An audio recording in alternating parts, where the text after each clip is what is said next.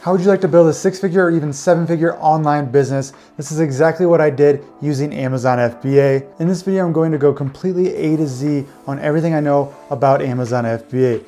How to find a profitable product, how to find the best manufacturers in the world for your product, how to get your product inspected, how to get your product shipped over from China to an Amazon FBA warehouse, how to write a listing, how to do product photography, how to do Amazon PPC, and how to rank and get reviews. This is everything you need to know to start your Amazon FBA business with all the tips, tricks, and strategies that I know. I wish 3 years ago there was a video out there like this one. It could have saved me hundreds and hundreds of hours of wasted time and thousands of dollars of wasted money. So this is exactly why I'm making this video, to save you guys that time and money. But even though I started my Amazon FBA journey the hard way, I still became a 7-figure seller, and I've been selling for 3 years now. Back in 2017, my first year selling on Amazon, I did over $1.3 million in sales, which was a crazy and wild experience. Since then, I've started over 30 plus products and taken many accounts over the 6- and 7-figure mark, whether it was mine or a client's account, which you can see here, here, here, and here. And for anybody looking to accelerate their Amazon FBA business and learn from someone who had succeeded in their past, I do have a new and exciting mentorship program I am opening up for a few students at a time. In this program, we will be able to have one-on-one video calls, have private group sessions, and you'll have access to over-the-shoulder walkthrough videos of everything I know on Amazon FBA with tons and tons of resources I have built out for you. If this is something that interests you, see if there's any spots available with the link below. If not, and you still want to escape the 9-to-5 grind using Amazon FBA like I did, this is still the perfect video for you guys to get started. I've jam-packed as much Amazon info into this video as humanly possible in a very detailed, step-by-step manner. So make sure you guys pay attention, take notes, and bookmark this video so you can come back to it as many times as you guys need. And of course, enjoy. Okay guys, I hope you're ready here. I actually prepared a 34-page PDF cheat sheet here of the whole Amazon FBA business model. This took me months and months to work on and build for you guys, but I thought this would be the best possible way to get the information out to you guys. And also, when we're done with this video, you guys can go ahead and download this in the link below and get your own copy so you can follow this along at your own leisure and everything like that. I do recommend you guys bookmark this video, come back to it when you need it, and kind of go through each step by step, whatever step you're struggling on or working on. This will help you get through it as easy as possible, okay? Okay, so with this guide here, we're gonna go all the way down here. You guys can see here, I actually broke it down into 6 easy, understandable steps. That way you guys know exactly how the Amazon FBA business model works, how to do each step, and understand everything about Amazon FBA. That way you know exactly what you're getting yourself into, and you know exactly how to succeed on Amazon. So let's move on to step 1 here, guys. How do we find the first profitable product? How do we find a profitable product on Amazon FBA, okay? So there are actually over 119 million products listed on Amazon as of right now. Yes, I said 119 million. I know that's a crazy number. So, how do we go and sift through all of these products, right? So the first step is you're gonna wanna have some software, okay? And, I'm not gonna suggest anything on this video that's, that you don't really need for Amazon FBA. But when there's 119 million products on Amazon, you're gonna need a little help from a computer to figure out which ones are actually good to sell on Amazon or not. You can't sort through manually on Amazon through 119 million products. So I'm just gonna suggest things we absolutely need to sell on Amazon FBA and to find a profitable product. So just know that, guys, I'm not going to give you anything that you guys don't need. But for product research, I use a tool called Viral Launch. Okay. So before we go on, I'm sure you've heard of Viral Launch. I'm sure you've heard of Helium 10. I'm sure you heard of Jungle Scout and everything like that. You can use any of those 3. They're all 3 perfectly fine for doing product research. They might miss a line for a few things, but they're always in the ballpark, and I've used all 3 in the past, and I trust all 3. So you guys are all fine using any of those 3. I do have coupon codes for Viral Launch and Helium 10 if you guys do need that.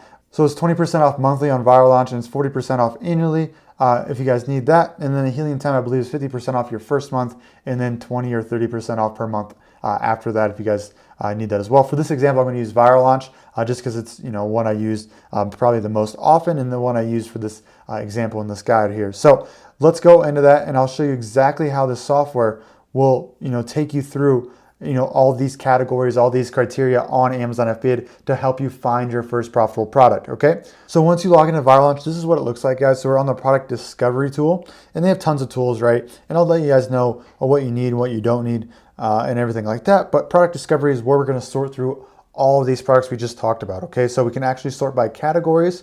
We can select any category you like, and there's certain categories you should stay within, which I'll show you here in a second.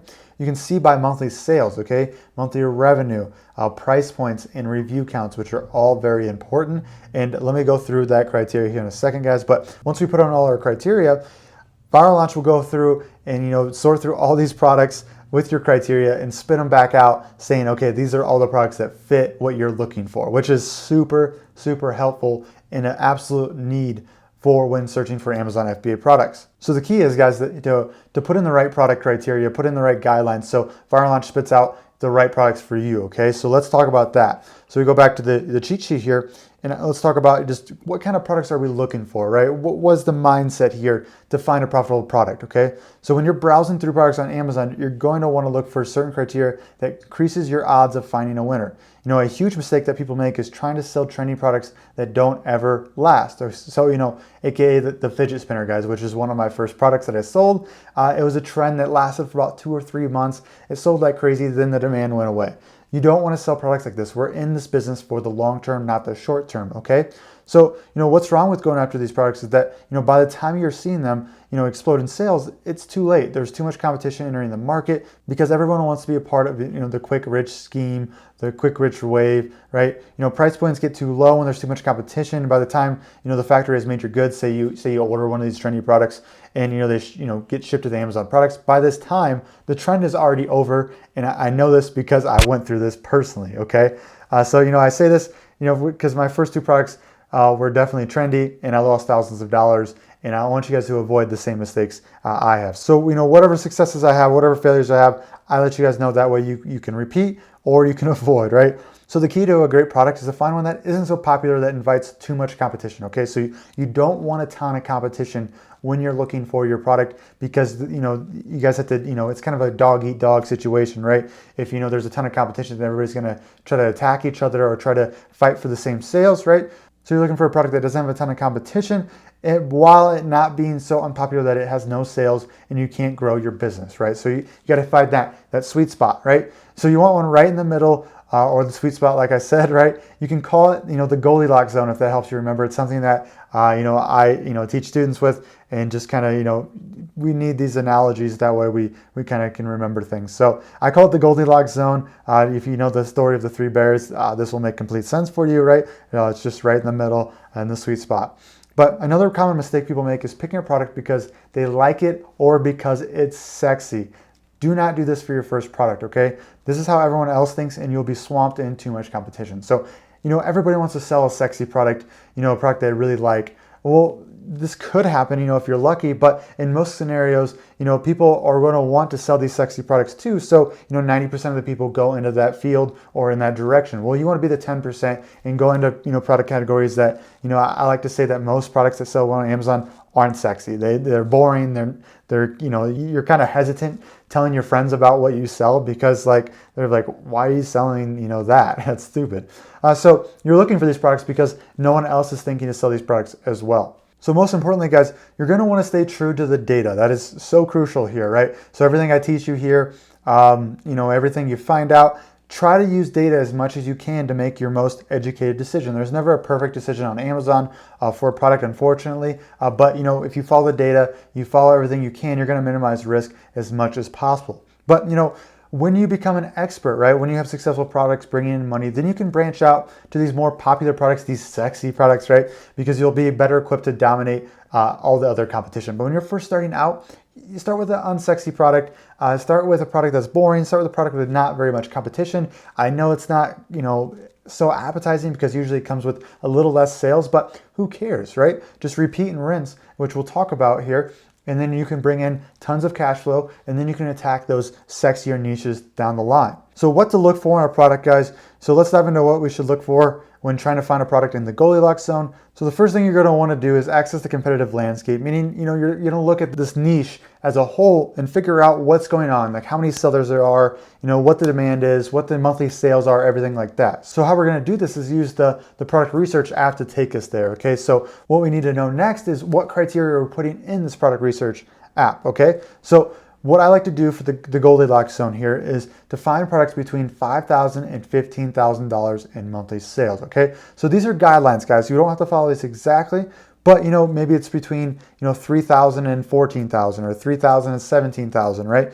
But go in this arena knowing that, you need to stick within somewhere around this range, because, anything over $15,000 will, you'll be entering an area where it gets a lot of attention, that attracts a lot of competition, and where people might, start hijacking your listing, which, there's ways to prevent that, but it's kind of a pain in the butt when you're first starting out. So staying in this zone will make sure you have enough monthly sales to make money, but not so much you draw too much attention your way, right? This is something you'll understand more later. And, when you're selling these products and you're not getting bothered and having to do all these things, hopefully you'll thank me later. Next, guys, is price point. So along with the monthly revenue, we want to find a product with a certain price point, okay? So what I like to find is a product between, $15 and $50, okay? So what that helps us do is keep our margins up, okay? So Amazon has an FBA fee that they charge for you for every product you sell, okay? So this is determined by, your packaging size, your packaging weight, mostly. But, say you have a $10 product, well, this fixed fee is going to eat into your margins a lot quicker than if you had a $30 product, right? Because it's a fixed fee. So if we stay above, $15 and we get above that, then that fixed fee will not eat into our margin so much, okay? And that's what we want to do here. So, if you have a $7 product, man, it's really hard to make money there because Amazon's going to take most of the profit from you. So with this $15 to $50 range, you're going to have a lot more to work with, right? A lot more to work with advertising, right? A lot more to work with margins, so you don't need as many sales to make as much profit as you're looking for, right? So when you have a 40% margin, 50% margin compared to a 10%, 20% margin, this just makes things so much easier for you as an FBA seller. It's less work. You don't have to sell as many products. And you have more money for marketing and everything like that. A little tip here, guys, is say you don't have a ton of money to get started, then I wouldn't go for a product over $30 here. So, when you get to those $40 to $50 products, obviously the inventory is going to cost a lot more to buy, right? So if you want to keep the inventory cost down, just stay between, $15 to $30, and that will help keep your first bill down quite a bit, guys. So under the next criteria here, guys, which is probably the most important by far for product research, and that is Amazon reviews, okay? So, reviews are what drives sales on Amazon. If you have a too big of, a review gap between you and your competition, you're never going to get a chance to sell. So, take for example, you're going to buy a lemon squeezer on Amazon. The first listing has 3,000 reviews and the second listing has 15 reviews. They're the same lemon squeezer, they have the same price, but which one are you going to buy, right? You're going to pick the one with 3,000 reviews, right? That's what every buyer on Amazon does. And that's just how most customers make their decisions anyways, right? So you guys will want to avoid these product niches where competitors have a high level of reviews. You'll just have no chance when you're first starting out because, to compete with someone with 3,000 reviews, you're going to need at least 300 to 500, somewhere in that sort, unless you had some, revolutionary, product or something like that that's just going to change the market, change the game, right? But that's super hard to do, and that's not always the case. So you avoid these products, don't go into niches that, have competition with, 100 reviews or more, okay, guys? So guys, I personally do not recommend going into product niches unless all competitors have under 100 reviews for your first product, okay? This just makes sure you can compete as you're learning, and when you become an expert, you can just easily dominate that niche, right? It just makes things so much easier, okay? So, I know it's not perfect. I know, again, these criteria is just guidelines. So, maybe the competition has 130 reviews. That's fine, okay? 170, okay? It depends on how many sales there are, how many competitors there are in general, right? Do they go to page 2, page 3, page 4, right? All selling the same product. How can you make yours different? Things like that. So this is just guidelines, guys. So don't, get fixed on, I have to find a product under 100 reviews. It could be 130, 140. It could even be 170 if the situation is right, okay? So a few more things to consider, guys, before we actually do some product research and I show you how to use Viral Launch and go through all this criteria, everything like that, is don't think you have to invent your own product, right? Find what is already selling, okay? So don't reinvent the wheel here, guys. It's too hard. It's too much of a guessing game, right? There's a huge risk if you invent your own product and put it out to the market. You have no idea if people want it or not. That's why we use the sales data to figure out, is this product selling? Do people actually want this product? And then we just improve that product and go ahead and put it on the market, and we know the demand is there.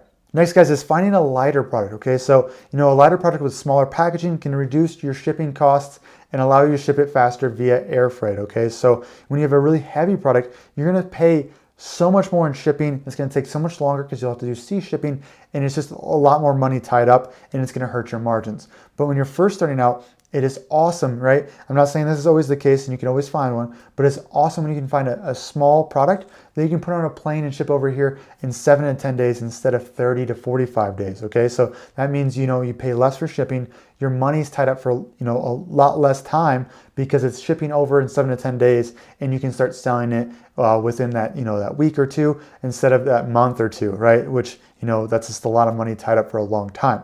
Also, guys, to check sales depth. So make sure the monthly sales are spread out between, the top 10 products in that niche, okay? Meaning, you don't want the first 2 products in that niche to get all the sales and the rest of the products get none, okay? So what you want to see is an even distribution of sales between all the products in that niche, okay? So of course the top guys are going to get more sales and everything like that, but if the top guy's doing 20,000 a month, you're hoping the bottom guys are still doing 5 to 10,000 as well. That way when you start and you're at the bottom of page 1 or top of page 2, you're still getting sales as you try to rank up. So you don't want to be stuck in a spot where you have to be ranked number 1 to get any sales at all. This sucks because you have to invest more and more in your product just to see if it works, right? Where if a product has sales depth, if you're on top of page 2, bottom of page 1, and you're getting $5,000 in sales per month, you can slowly work your way up while you're making money, which is the key here, guys. Another one, guys, and I know I'm hammering with information here, but that's why I'm giving you this guide. That's why I'm making this video, so we can all learn together, and you can keep coming back to this video, keep coming back to this cheat sheet,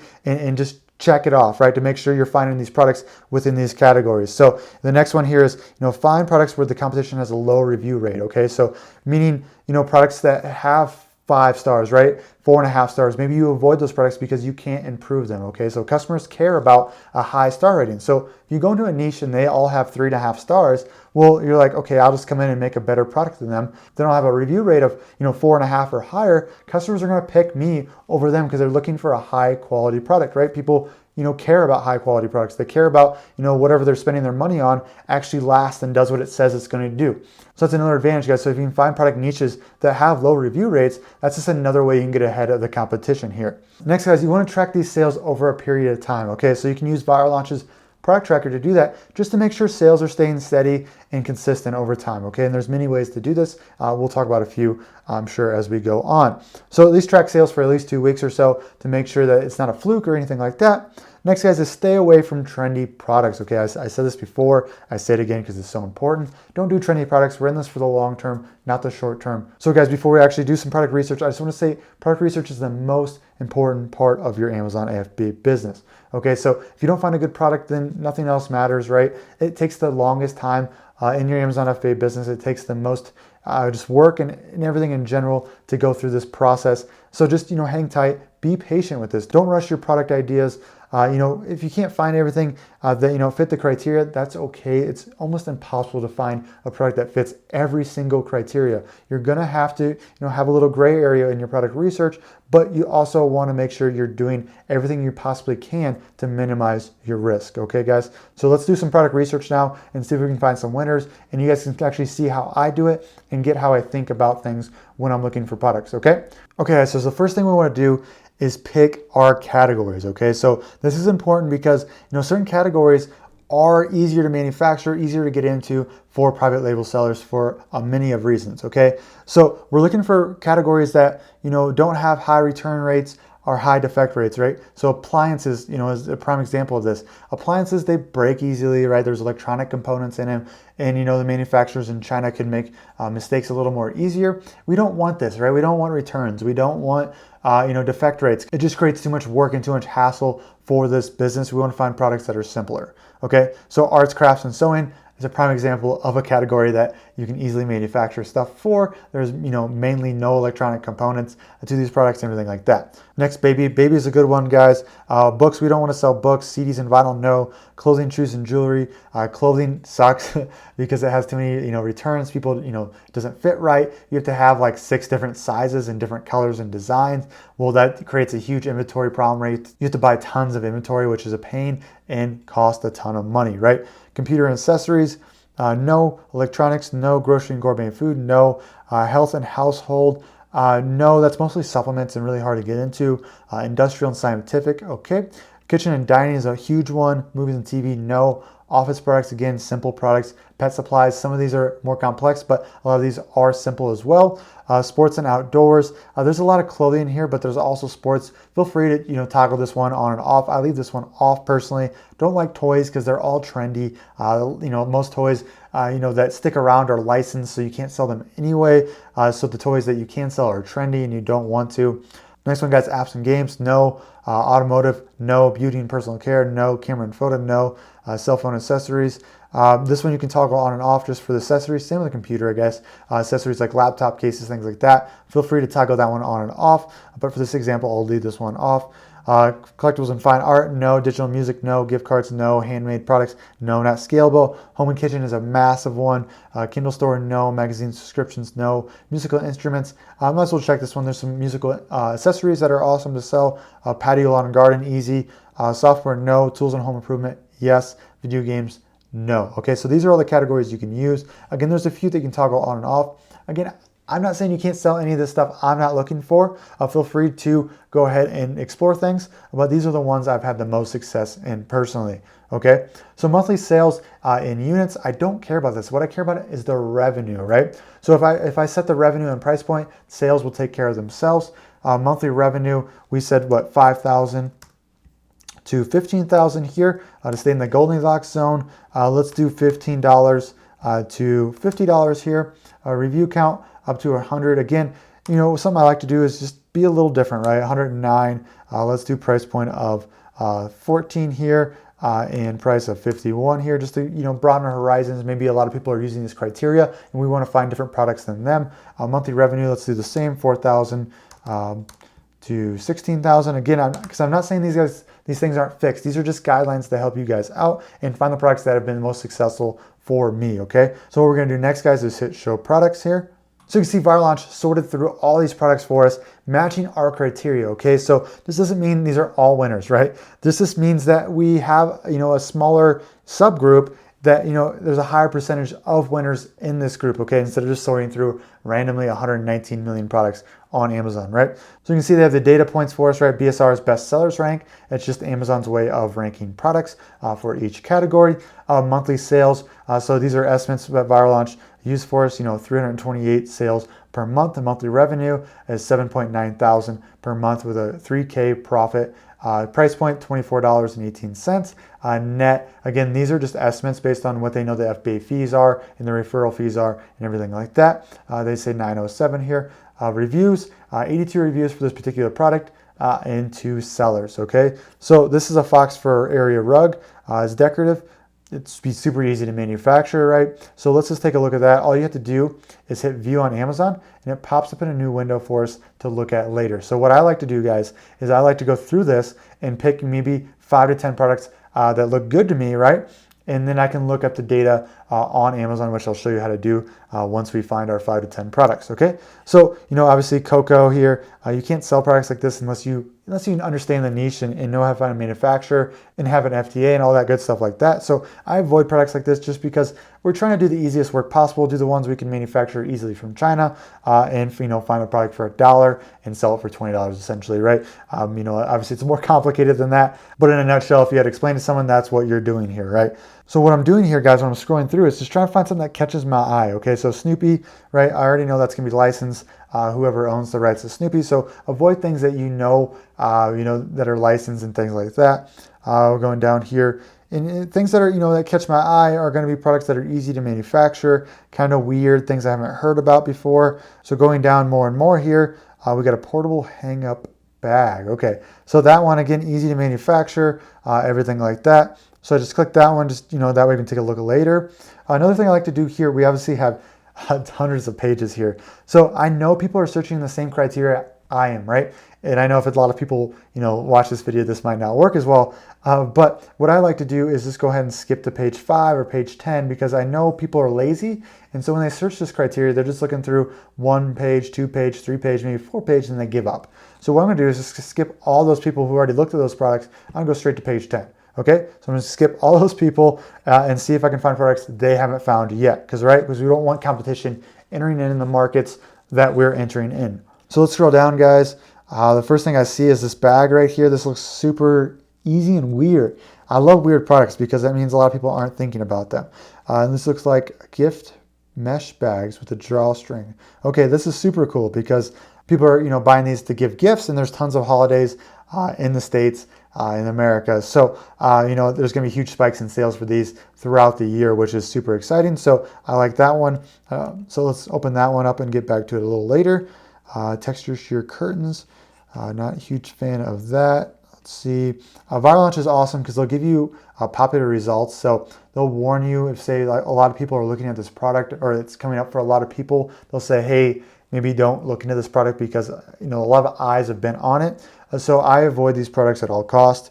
They'll pop up right here with a little warning. So let's just keep going down here, guys. We got curtains, dark out curtains, spandex sashes for events and weddings. Let's look at that one.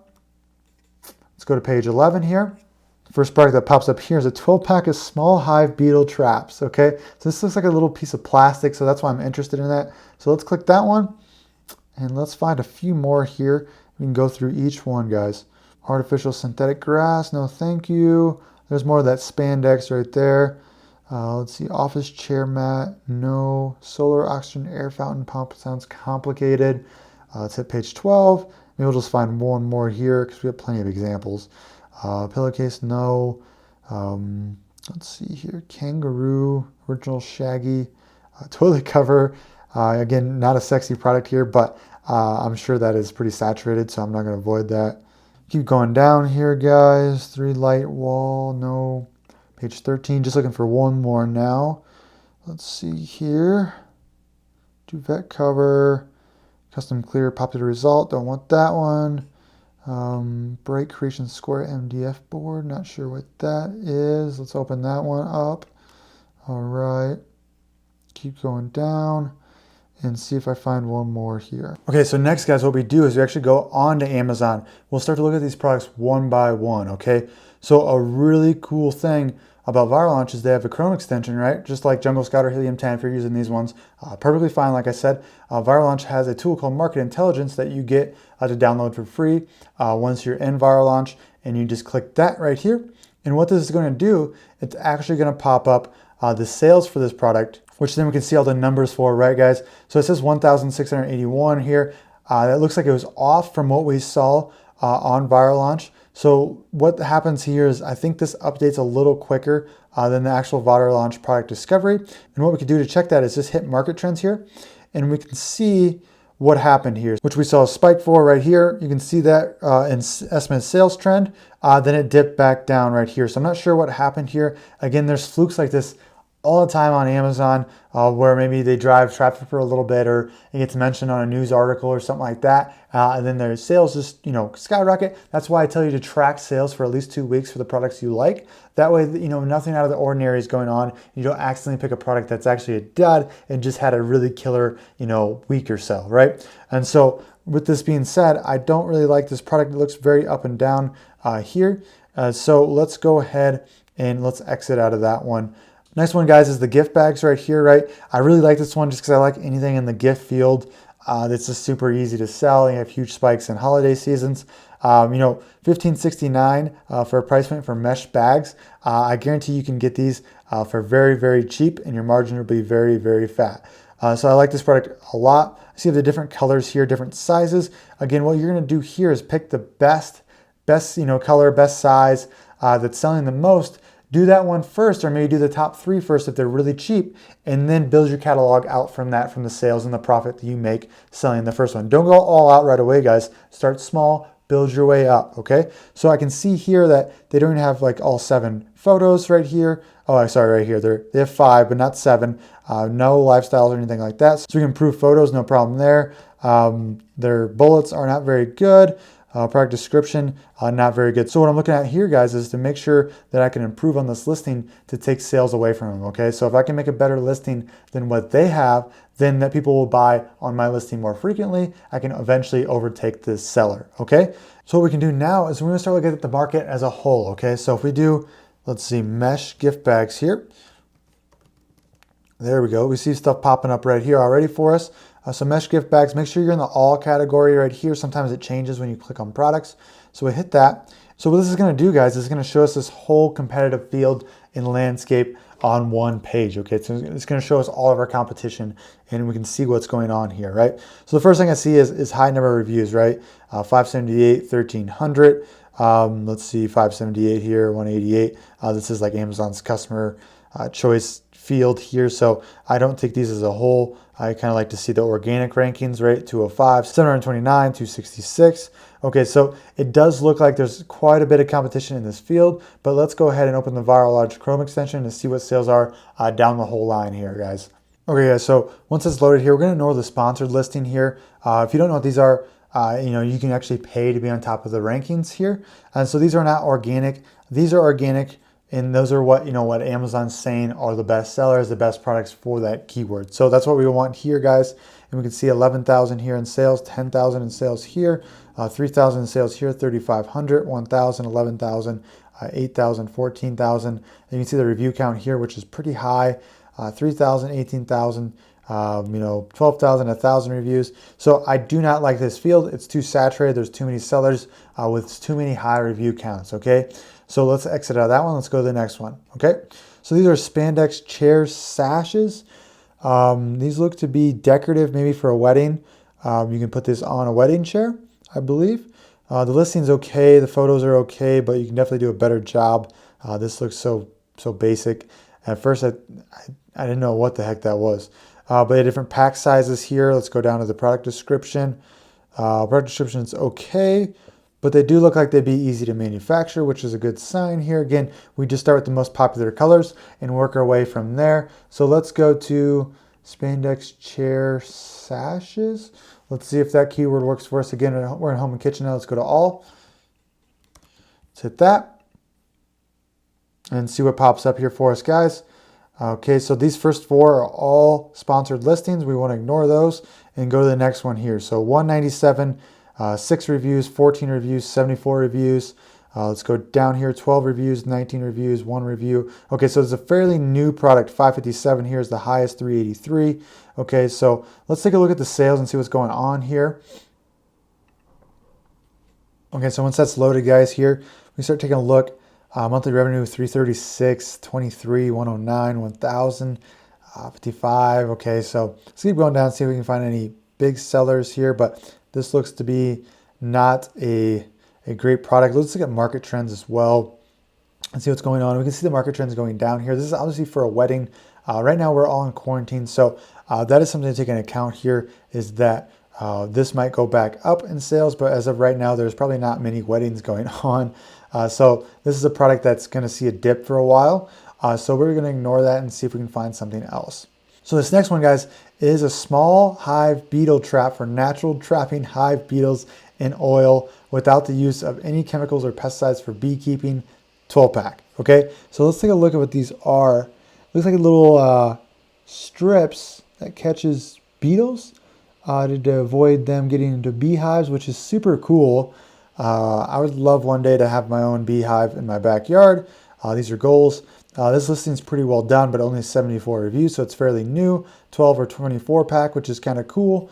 Let's go down here and see product description. Not very good here. Definitely could have done a lot better job there. So let's go to beetle trap. Let's see if I can find the right beetle trap for beehives. Okay, we're in the all category. And let's take a look. So we have one that's 42 reviews at the top, Amazon's Choice Badge. No reviews here, 1999, 1495, 74, 66, 16, 8, 7, 5, 2, 133, which is pretty low still, 8, 27, 16. Okay, so I like this one so far, simple to manufacture and everything like that. Let's take a look at the numbers. All right, so that's all loaded here, guys. We have $1,925 in sales. It's pretty low. 1,800, 6,000 here, which is good. It's the one we found. 1,900, 1,000, 1,200, 503, 2,500. Okay, so I'm seeing one seller that's doing 6,000, which I'd love to be part of. Right, I'd love to sell $6,000 here at $22.99 with little pieces of plastic, essentially with a huge margin.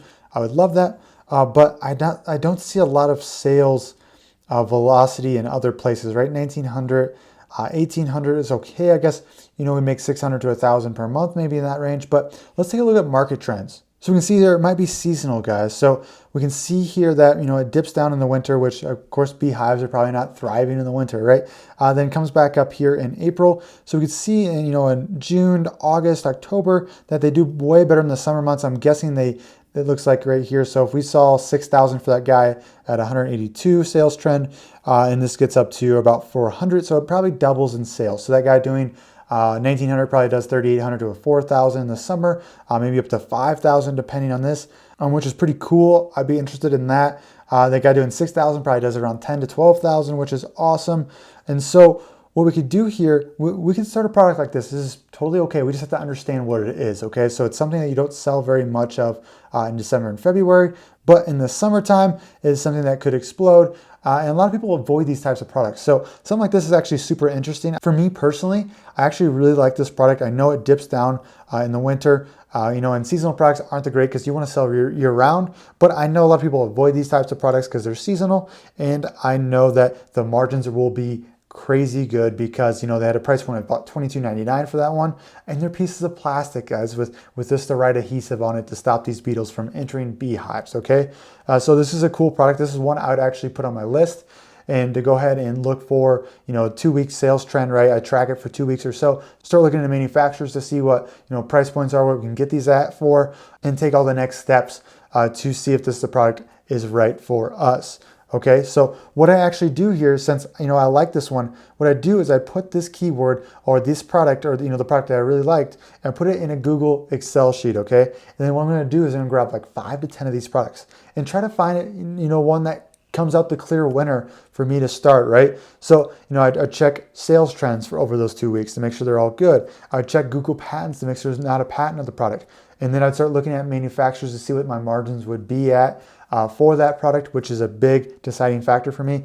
We can figure out manufacturers in the next section. I'll show you all about that in very good detail. But that's what I would do, guys. I get a big list of products because the one you think is probably the winner will probably not become the winner by the end of it. The one you least likely think will become your winner might become the product you actually start, which has happened for me in multiple cases. So let's move on to the next section, guys, where I'm going to show you how to find the best manufacturer for your product, at the best prices, and how to get it over here from China, how to get to the Amazon FBA warehouse, all that good stuff. So step number 2, guys, finding a top of the line supplier for your premium product and eliminating purchasing risk. Okay, so this is a very important chapter about finding your product, finding a supplier for your product, and how to purchase that product and everything like that to make sure that you're protected. Okay, so finding a supplier for product is actually a lot easier than it sounds. Okay, so you can think of a site called Alibaba.com for this.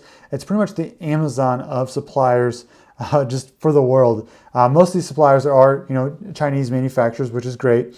They're the powerhouse of manufacturing in the world. And we'll also use a site called AliExpress. Okay, so it's a site affiliated with Alibaba, but where Alibaba is for bulk orders, for big orders, big manufacturers, AliExpress is where you can actually buy items for just 1 unit, 2 units, 5 units, 10 units, instead of being subject to only buying 500 units on Alibaba.com. Because there's something called MOQs, guys, where on Alibaba.com you may go to a supplier and they have an MOQ, a minimum order quantity of 500 units. You have to buy a minimum of 500 units to get started with them. Where AliExpress is, you can buy one, right, and test one product or 5 products. I'm not saying that's the best idea, but it gives you options here, and we'll talk about both these options for sure. So when searching Alibaba, if we go straight into it here, guys, and we can use our small hive, I think it was beetle trap here for an example. First, I should say, for this section right here, you always want suppliers. Okay, so if you hit products here and search, you're gonna get one supplier is going to list a ton of their products on one page, and you're just going to find one supplier. Okay, so what we want to find here is just the supplier in general. Okay, so the best way to do this is hit suppliers here, and we hit small hive beetle trap right here. And we know this was a good product idea, and this is kind of like the next step, right? Figuring out what the pricing would be, maybe reaching out to a few factories and figuring out what the pricing could be, making sure we can find the product and all of that good stuff. So on Alibaba.com here, so we can see all these suppliers pop up here for us, guys, right? All with this small beehive beetle trap that we're looking for, right? And you can see all these details about them, right? They're a gold supplier, which is just a badge on Alibaba saying they're a reputable supplier. Trade assurance is actually just insurance just in case the order goes bad. Alibaba will actually cover you up to a certain amount with trade insurance. So it's pretty much just insurance for Alibaba if anything goes wrong with your order, which is awesome. How many years, which is very important, the manufacturer has been in business? I like at least 3 to 4 years or so of them being in business, okay? Transaction level, how many transactions they do on Alibaba, which, the more they do, obviously, the more reputable they are. Top 3 markets is very important. North America, you like to see North America here because they're used to dealing with USA customers. Europe is a good one too, just higher end customers, right? So first world customers demand a higher standard in goods, and so they're used to shipping over some good quality products there. So that is good to see there. North America 20%, Western Europe 10% right here.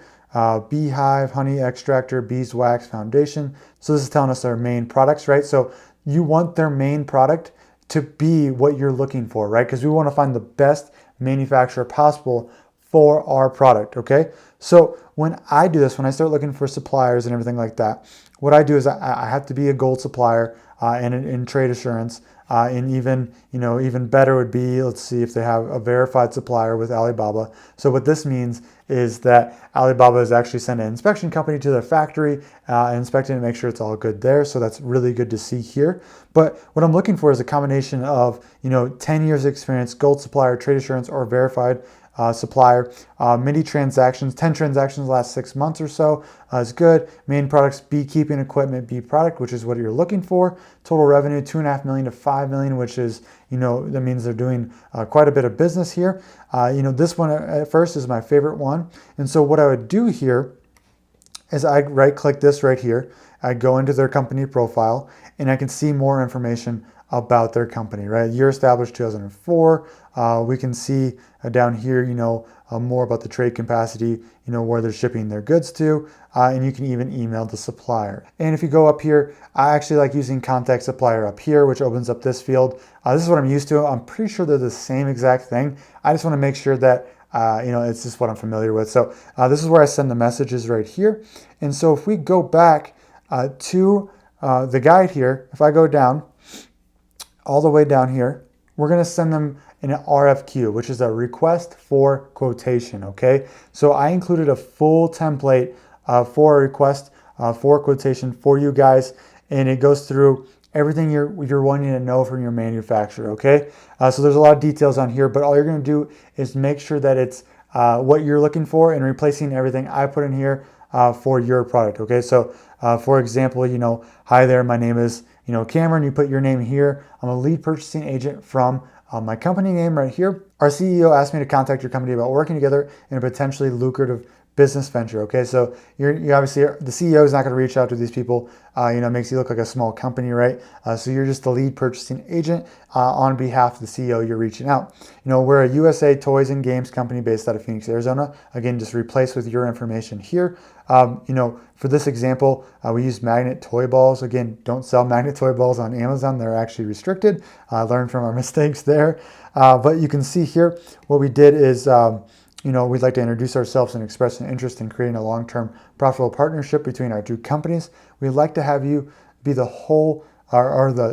sole nationwide manufacturer for our company of a product similar to the link below. So what you do is you get your Amazon link and put it here. That way they can click on the link and look at the product and see it and make sure that they manufacture it, right? Because the issue is English is going to be their second or third language. They're not going to understand what you're saying totally. So you have to give them photos and references to make sure you're getting out what you're trying to display to them, right? Next, specifications for what we're looking for. This would go into the fine details of what you're actually looking for in a product, which you just get from Amazon. Reading the reviews, reading the listings to see what the product is like, and then making sure you're getting the exact same product or even something better. Okay, so you'd insert all that information right here, and you see we put examples of what we look for in a product as well. Same thing here, guys. This goes into the finer details about MOQs, logos. So read through this all thoroughly, guys. Make sure magnetic balls is replaced with the product you're looking for, right? Your company email right here. What we do is we actually have them reach out via email back to us because Alibaba's messaging system is kind of garbage. So that helps us out, reach us back out to email. Then we ask them for their Skype contact information. We're not going to video chat with them unless you wanted to, right? But we actually just instant message them back and forth. WeChat is a good alternative for this too. They use a lot of WeChat in China and even WhatsApp as well.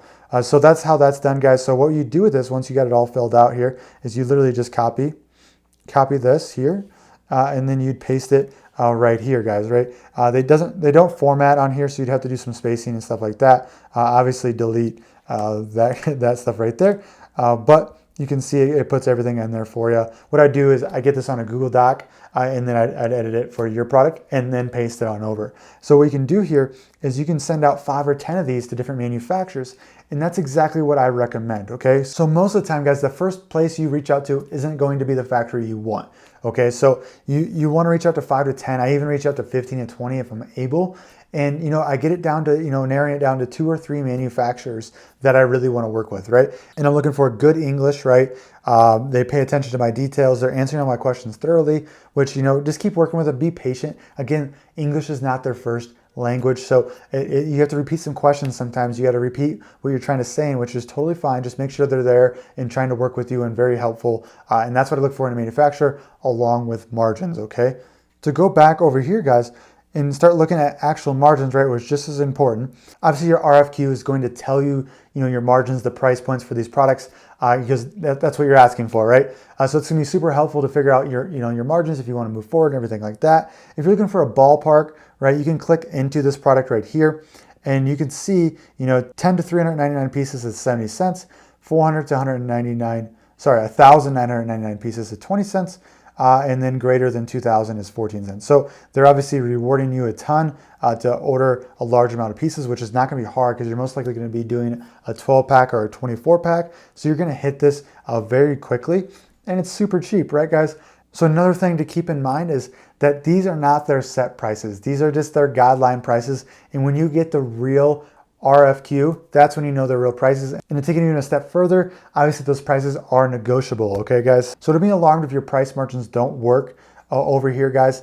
Just go ahead and email them anyways and get the real RFQ from them and the real prices from them and see if you can work on from there, okay? But if you need a generic ballpark, that's how you guys do that there. You can even favorite the products and they go into your favorite box in Alibaba to go back to later. So I just want to cover a few more things here, guys. So we go back to the cheat sheet here. So when reaching out to these factories, you'll want to know a few things, right? So like I said before, suppliers use email and Skype mainly to communicate. So you'll want to get them to your Skype. It'll be the easiest and fastest way to chat with your supplier, right? They go through email, guys. It just, one day they answer one question and then you got to, ask another question, and it takes, 5 days to get 5 questions. On Skype, you can sit there and instant message them back and forth. And this really quickens the process of figuring out what you need to know, about the manufacturer, about the product and everything like that. Okay, so when you got 10 to 15 manufacturers you're talking to or choosing from, right? You're gonna want to be organized. Keep them in an Excel sheet. That's what I do. And then when you get down to it, choose 2 to 3 factories as finalists and get samples from them all to make sure you can make your final decision properly. Okay, so samples can range from like $30 to $100. That's mostly just shipping cost. Shipping internationally is not cheap.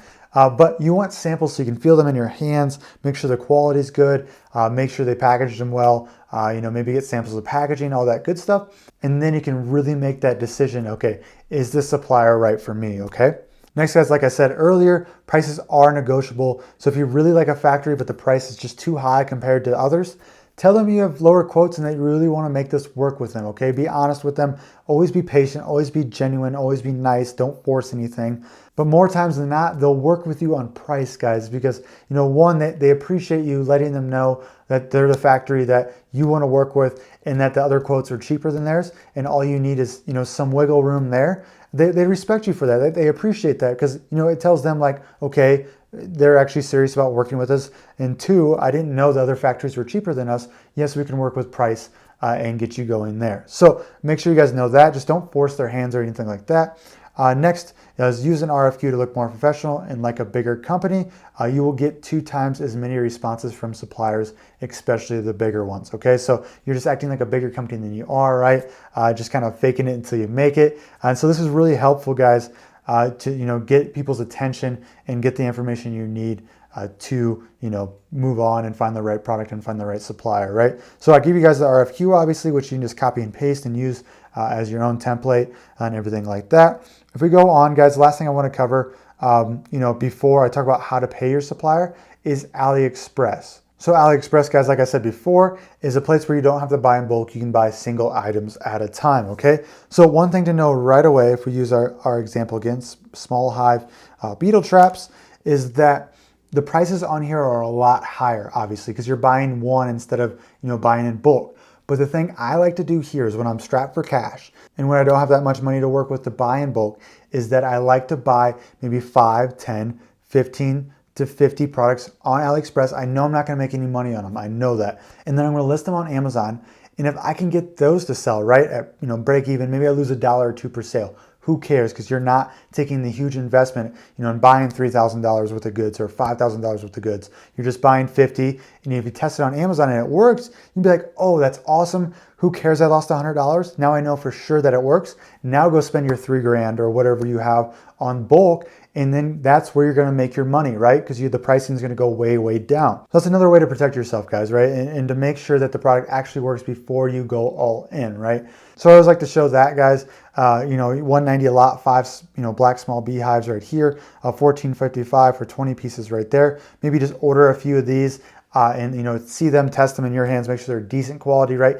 Really, you don't care that much about the quality because you're just trying to see demand on Amazon. If they sell out, that's great. You're just going to start a new listing when you actually private label them in bulk, right? So right now you're just testing these products on Amazon. You can always start a new listing if the quality was not higher, right? The ultimate goal is to buy them in bulk, and put your name on them, something you're proud of, something you fixed up and made sure the quality was very high and top of the line, right? So I hope you guys like that one. So let's talk about how you pay your manufacturer, right? So if we go back to the cheat sheet here, I've actually listed how you pay your manufacturer, okay? So especially the first time, and this is very important to take seriously and protect your money. So 30% down, guys, and 70% once the product is finished and inspected, okay? This is a must to be able to protect your investment, okay?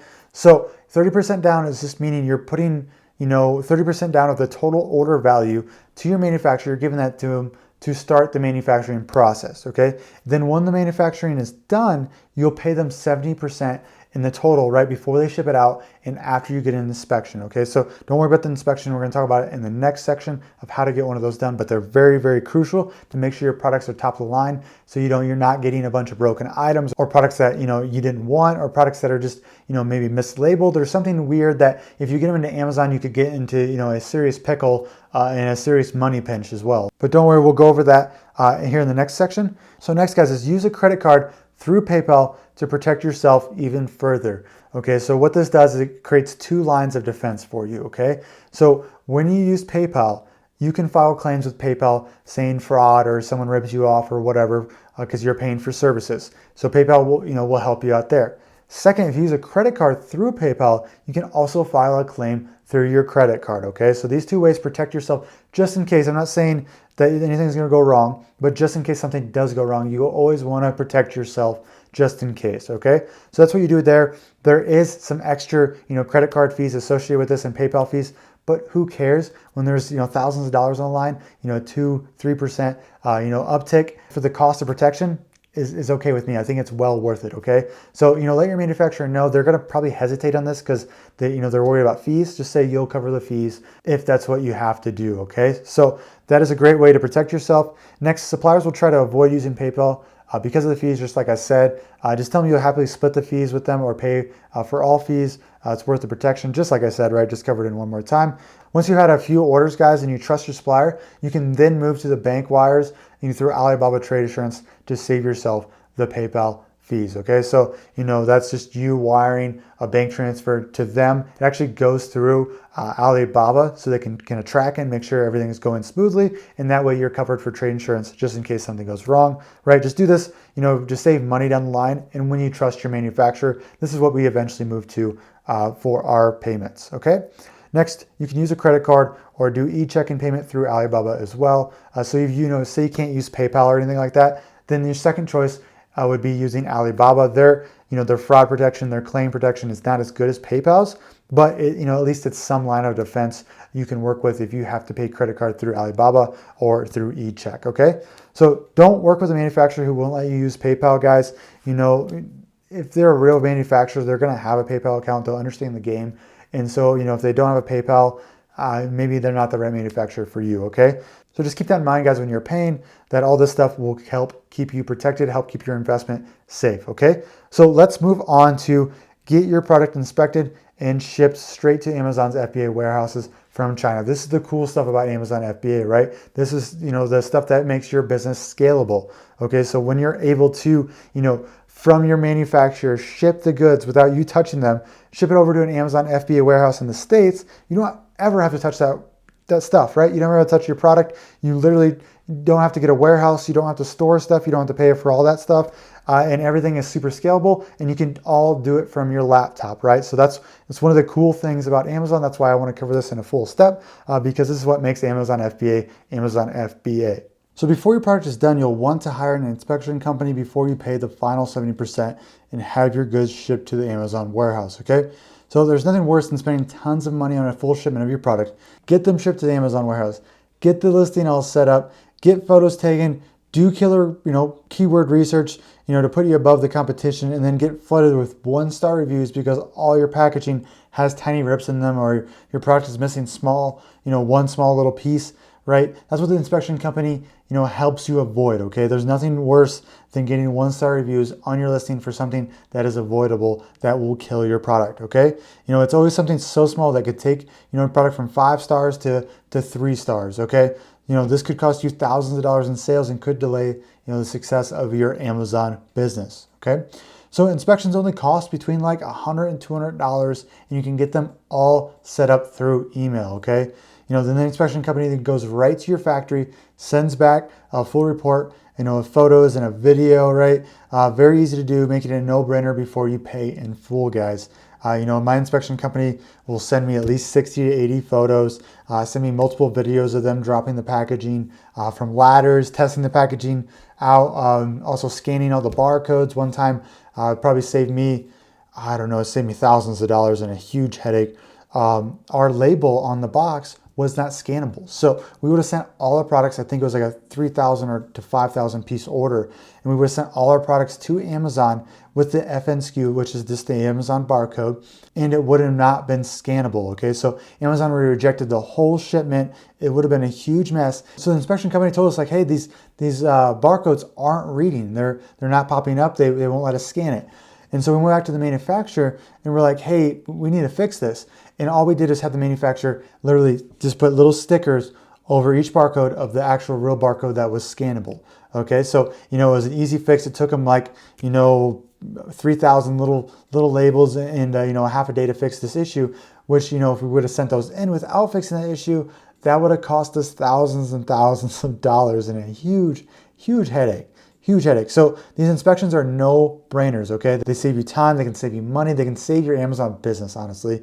And it keeps you so hands off because then you don't have to worry about getting the product sent to you or seeing the product before it goes in. You can see videos and photos of it before everything goes into the Amazon FBA warehouse, okay? So to save you guys some time and research, I'll include a few inspection companies on my FBA cheat sheet right here for you. So I'm not affiliated with these companies, just ones I've used personally in the past.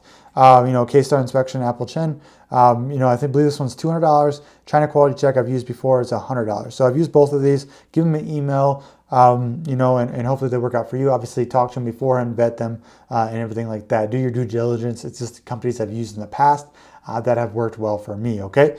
So going on right here, so how to get your product shipped to the Amazon warehouse from China without even touching it, okay? So like I said before, this is one of the coolest parts about the Amazon FBA business, right? You send in your products to Amazon FBA, they store them for you, they pick and pack them for you, and they send them out to customers after they buy your product in 2 days, which is absolutely insane. So I want to talk about how you guys do this and make sure that this process is streamlined for you guys. So, most suppliers will offer you their shipping services to you. It's just an upsell on their part. I would avoid doing this with your manufacturer. You know, if you have to do it first, not a big deal. Just price check them, okay? Just make sure they're being honest. So what can happen is your manufacturer, you know, could raise the rates for shipping compared to other actual shipping companies. So it's best to split these two services and just buy the products from your manufacturer and, you know, pay a shipping or a freight forwarder for the shipping of your goods, okay? But if you have to do it first, we actually did it for the first, you know, couple of months and got it shipped from the supplier, and it isn't a big deal. So if you guys have to do that first, not a big deal. Just make sure you price check them and you keeping them honest, of course, okay? So just moving on here, guys, let's cover all the aspects of shipping, okay? So if you do smaller lightweight items, DHL will be your best option, okay? They do express shipping in 3 to 4 days from China, which is absolutely incredible.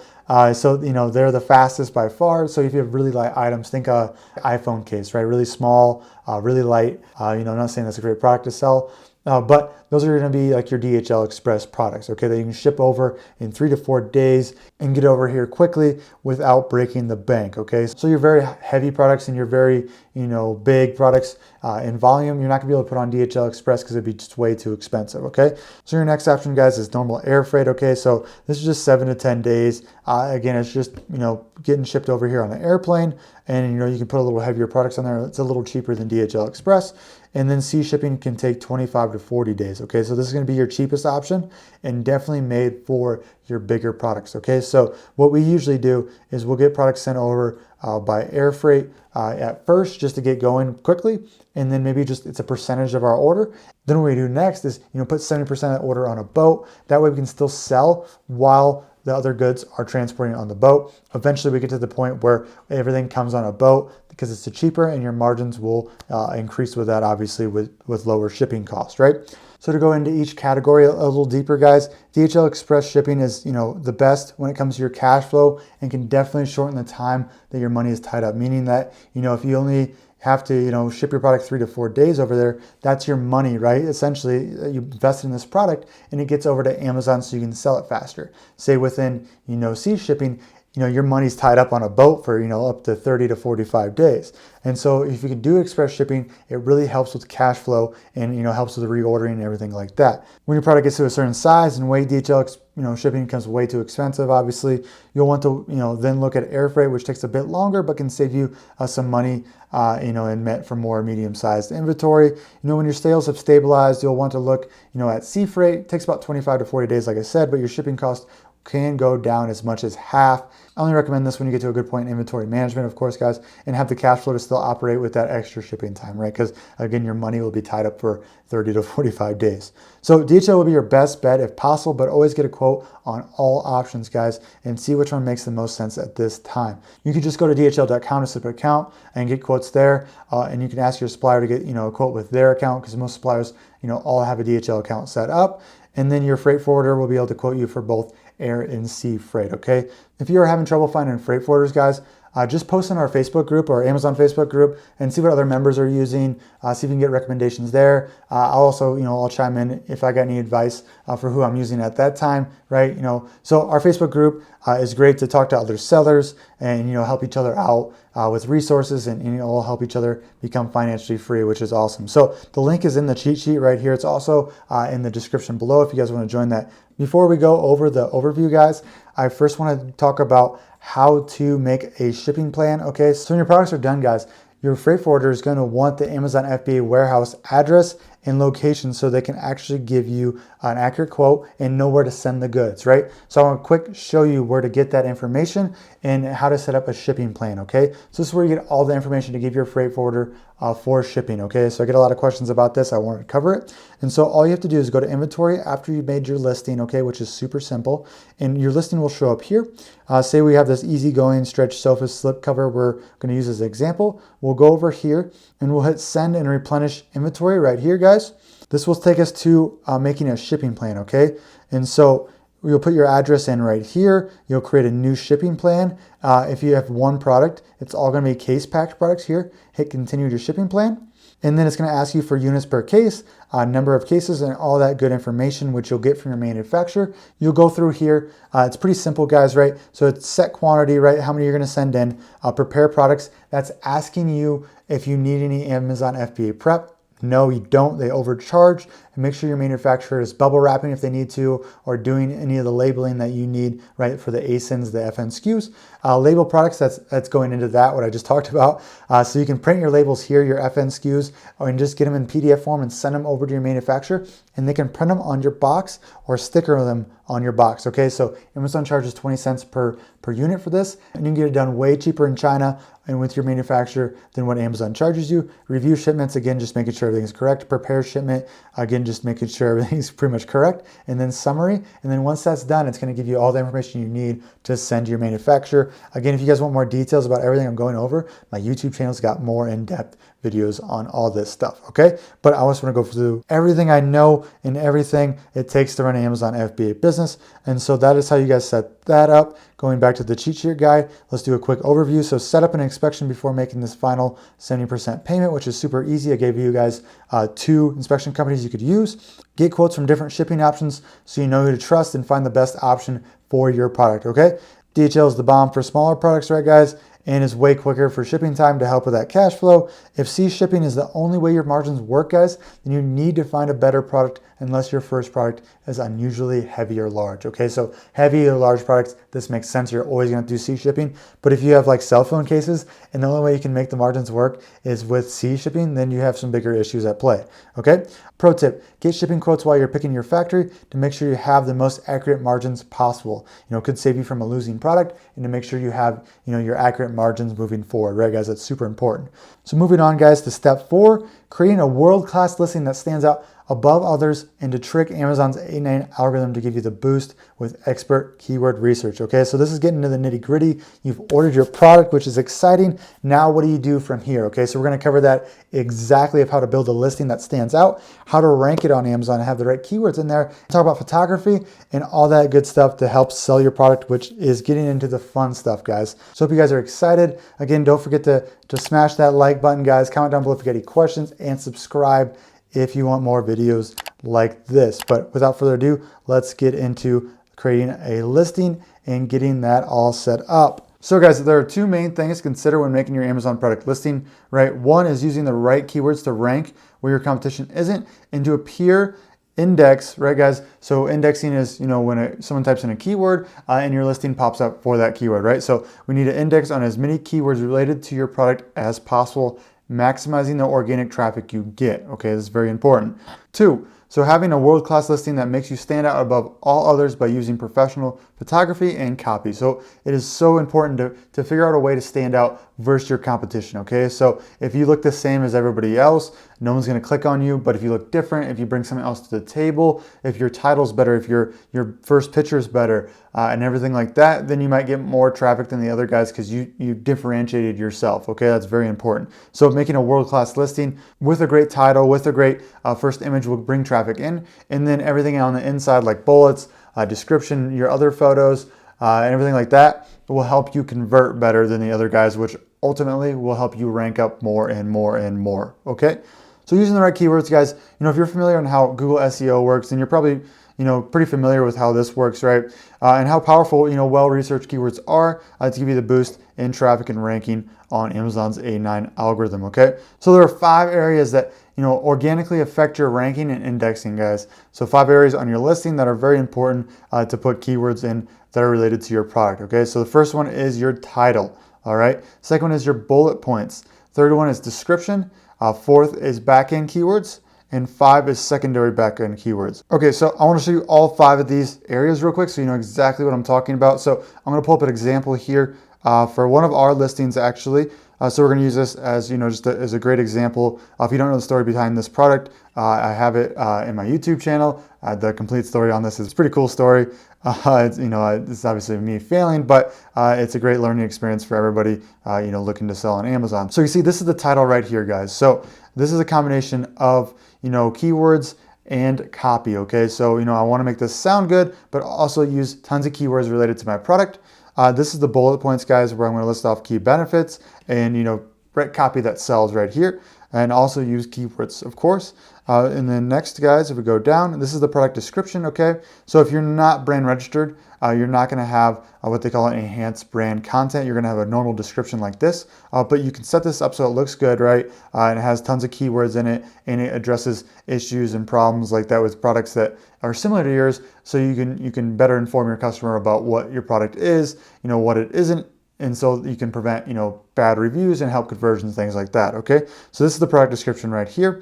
Let's go on the back end of Seller Central and let's look at the other fields on the back end. So if we go down here and we go to edit and we go to description, guys, this is where you put the product description in, guys, and the key product features, but the back end keywords are right here. So you have search terms, which are important. We're gonna put a ton of your keywords in right here to help you rank. Intended use is not that important, but I just fill this up with more keywords and phrases right here. Subject matter, I believe, is the most important field on the back end. This is where you're gonna put, you only have a 50 character limit here, guys. You're only gonna put your best phrasing and keyword phrases right here in your product listing to help you rank. So that's what those look like, guys.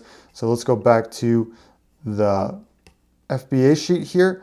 So those are all the fields, guys, and we're going to use this continue on for an examples, things like that. So guys, most ranking power for your listing actually comes from people searching that keyword, right, and then buying your product from that. That's going to help you rank the most, okay? So, it's important to have keywords and stuff in your listing, but the most important thing is people buying your product using those keywords. But something you have to keep in mind is that if you're not indexing for those keywords, customers will never have the chance to buy your product anyway. So you got to make sure your listing has all those keywords you potentially could get sales from to give those customers opportunity to buy your product using those keywords so you can rank up for those keywords, okay? So that is why it's so important to make sure you do keyword research before writing a listing and using every possible keyword that could get your listing more exposure.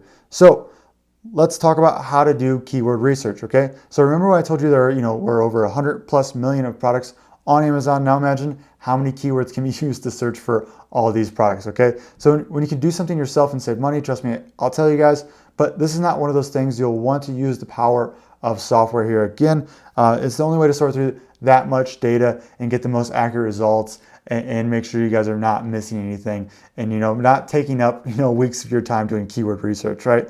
So Viral Launch has a keyword research tool that we'll be using, and you can type in any keyword related to your product and give you all the related keywords to that keyword itself. Okay, so let's do an example of this. So this is Viral Launch. This is the keyword research tool, which is just right here. It comes with the standard pro package. So I'm pretty sure if you have this for product research, you're gonna have access to this here as well, which is awesome. So let's type in lemon squeezer, which is an example I use in the PDF guide here.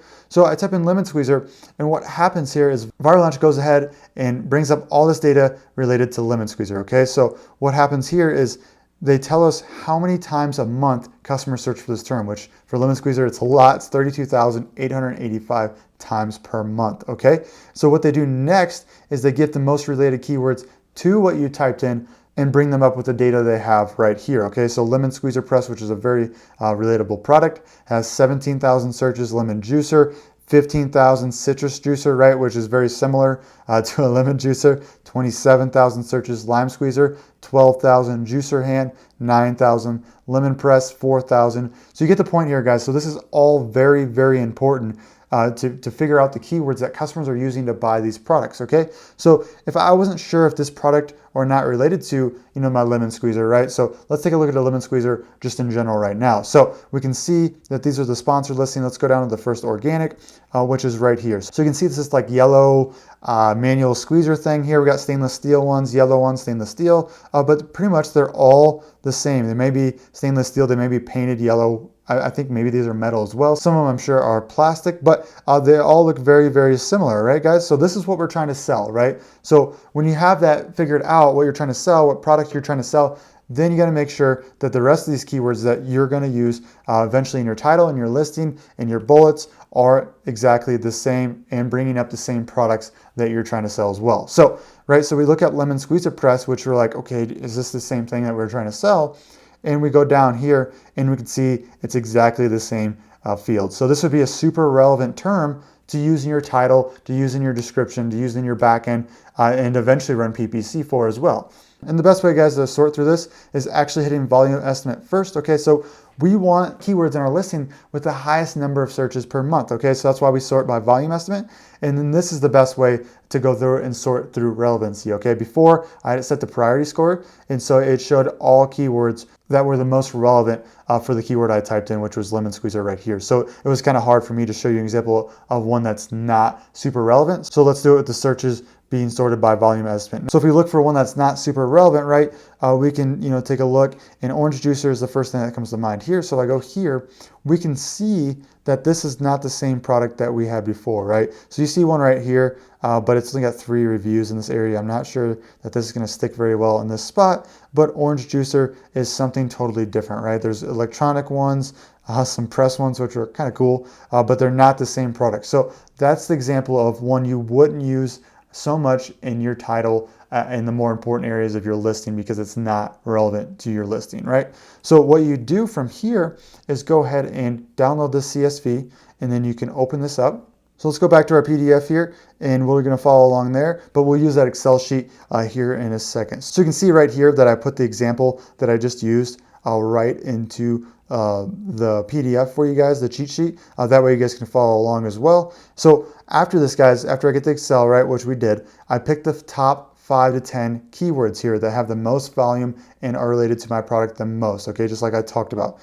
So I put in right here, if you aren't sure if keyword is related to your product, then search it on Amazon, and if the first 4 to 5 products come up as what you are selling, then it is related. It's as simple as that, okay? So you'll want to use these keyword phrases, right, these 5 to 10 that we're gonna find here in a second, all in the first 4 categories that help you rank in Amazon's algorithm, okay? So title, bullets, description, and back-end subject matter and search terms, all the areas I just showed you on the listing before, okay? So something to consider is that you can only put 200 characters in a title in some of the back-end fields. So you're gonna have to use as many keywords as you can, and if you have extra room, just keep going down the list, okay? So maybe you use these 5 to 10 phrases, right, that we're gonna find with this Excel that relate it to your product the most, but you still have more room to go after that. So what you do is just keep going down the list, right? 11, 12, 13, right? So I actually use letter count here to help me figure out how many characters I have. So when I build out my title, I want to keep it under 200 characters, right? So this helps me do that, right? If I type in lemon squeezer here and I do count characters, it's going to tell me how many characters I have. So got to keep that under 200. And then when finished, you can use the other keywords outside of the top 10, like I said, to fill in the secondary backend keywords like intended use, target audience, other attributes that you saw when I was in the back end of my listing on Amazon. So this will give you a boost for other keywords that you might not rank for. So this is really important, guys. So guys, real quick, let's grab 5 to 10 phrases here. So we can see here that we have all the keywords listed out. We can hit data right here, hit filter, and then we go volume estimate and sort by descending right here, okay? So this shows us everything we need for this right here.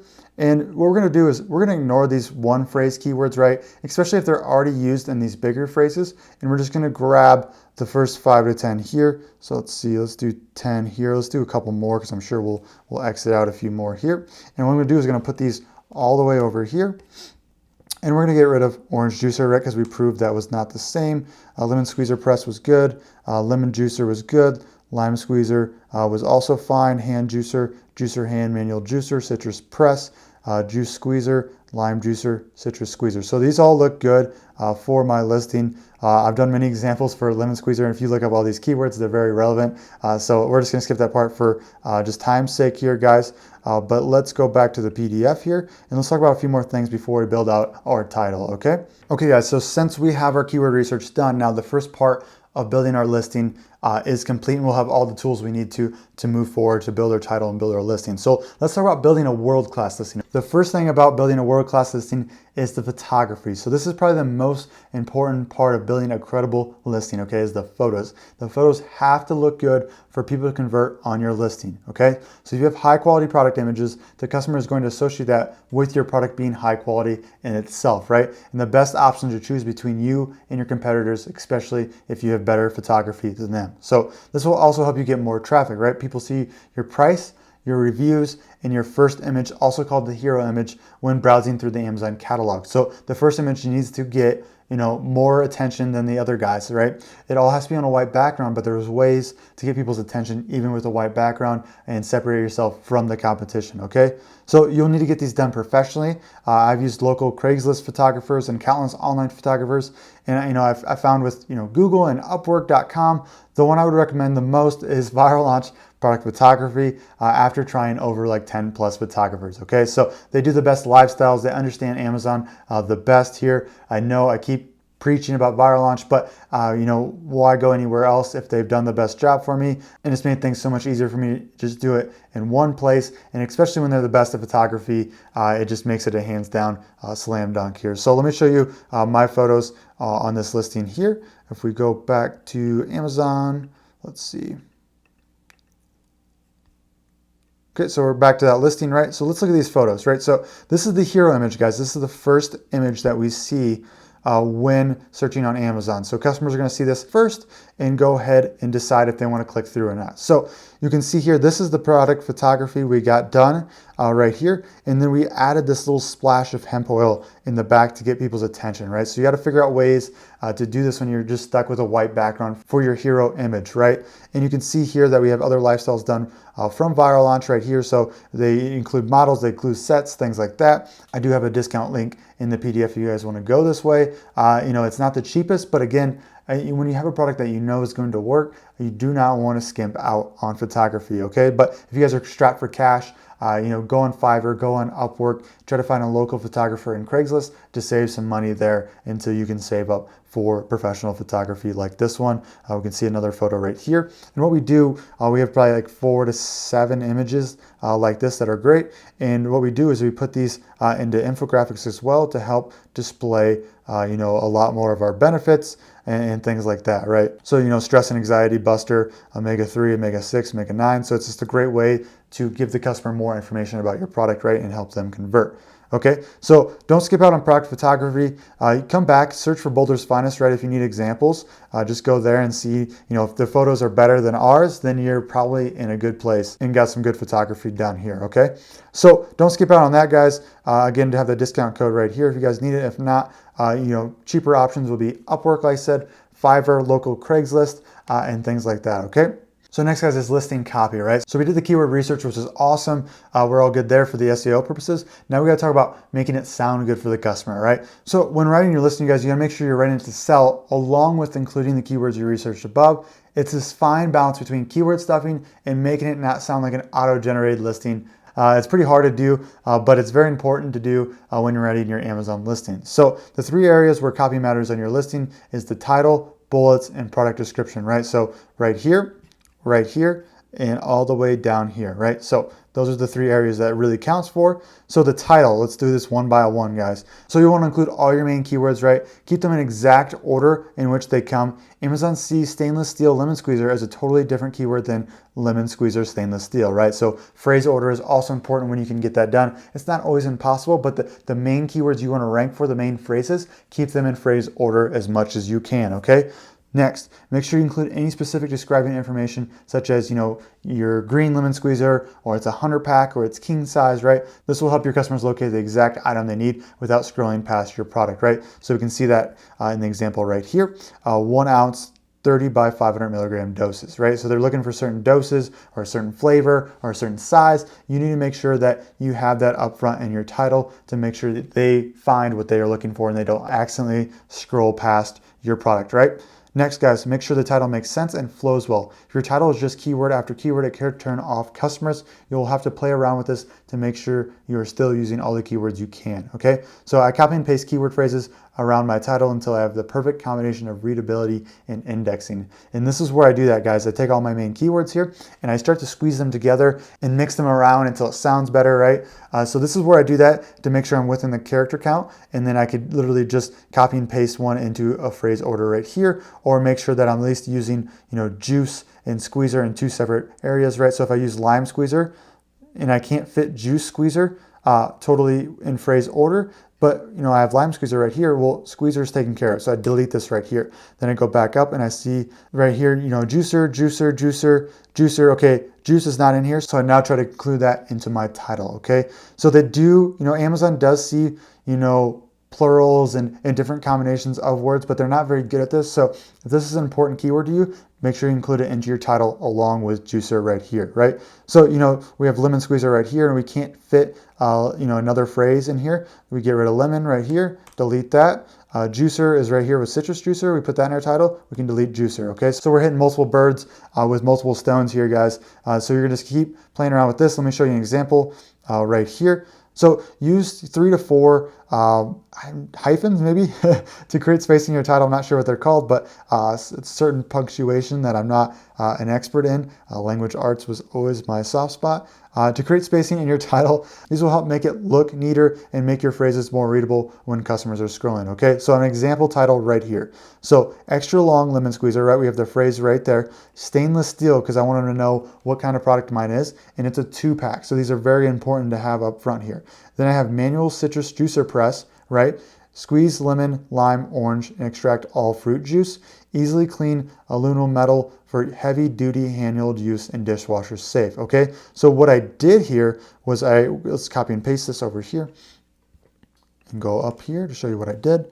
So what I did is I kept plugging and playing these keyword phrases into my listing until I had all these words used, right? So lemon squeezer, I use it right here, so I delete that, right? So I go down here, let's see, squeezer, I have that in my listing already, and so I could delete that, right? So then I got lime in there right here, so I could delete that. Citrus juicer, got that right there. So the top phrases I kept in phrase order, but the rest I just mixed and matched. Lemon squeezer press, so I have lemon in here. Let's see, squeezer, let's see if I have that one. Squeezer right there, and then see if I have press. Yep, press right there, so I deleted that one, went back up. Hand juicer, so let's see, I got juicer right here, so we're good here. Let's see if I have hand in there. Extra long manual citrus press, easily for handheld. I have handheld, so maybe what I do is I'd go ahead and separate those 2 words right here to get hand, or I would just make sure I had hand in there different ways. So that is one thing I could have done a better job on, but that's easily fixable with just fixing around some keywords here. So for heavy duty hand use, right? So that makes sense still, guys, right? And it fits into the title. So it's this fine line of stuffing your keywords, especially your title, because it is the most important for keywords. You put your most important keywords in your title, it helps you rank the most on Amazon. It is 10 times more important than any other field on Amazon for keywords. So it's this fine line of keyword stuffing and making it sound good and readable, okay? So for heavy duty hand use and dishwasher safe, I know that doesn't sound pretty, it's not beautiful copy, but it's got all the keywords I need. So it's got juicer in hand here. I saw manual in there, we're good there. Citrus press, yep, we're good there. Juice, of course. Lime, yes, juicer, yep. Citrus squeezer, yep, we have all those keywords in the title. So see, guys, we're all set there and our title is done, all right? So let's go back here and let's continue on to product bullets, all right, guys? So product bullets, guys, are not as important for keyword stuffing as the title itself, okay? So these ones we're gonna hit more on benefits, okay? So you're gonna get 5 bullets total, guys. We're gonna use all 5, right? You're gonna wanna pick 5 of your best benefits for your product and use 1 per bullet. Don't cram too much into 1 bullet point, okay? Make them readable, okay? So they don't count that much towards ranking anyways, so you might as well write them to sell, okay? So you want a quick and powerful statement that a reader can scan quickly or else they won't read it at all. So make it readable so they at least give it a glance.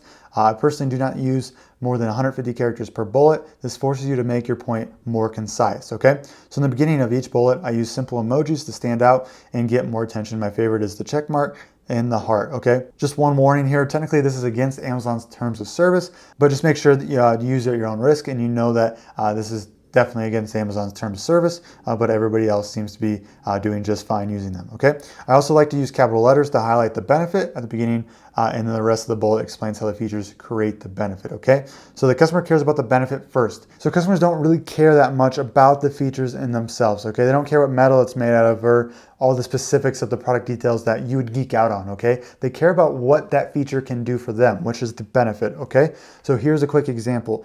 So save time and effort, okay? So what we're doing is we're talking about what this does for them, right? So our lemon squeezer is custom designed to be easy to use, easy to clean, and easy to store. So the features here are, it's dishwasher safe, it's easy to take apart and clean, and we made a custom molding just to make this work, okay? They don't care about that. What they care about, save time and effort, okay? So this is gonna save me time out of my day. It's gonna save effort out of my day. This is what I want. I want it to solve some kind of problem for me, okay? So in the rest of the bullet, then we can talk about the features and how that creates the benefit, right?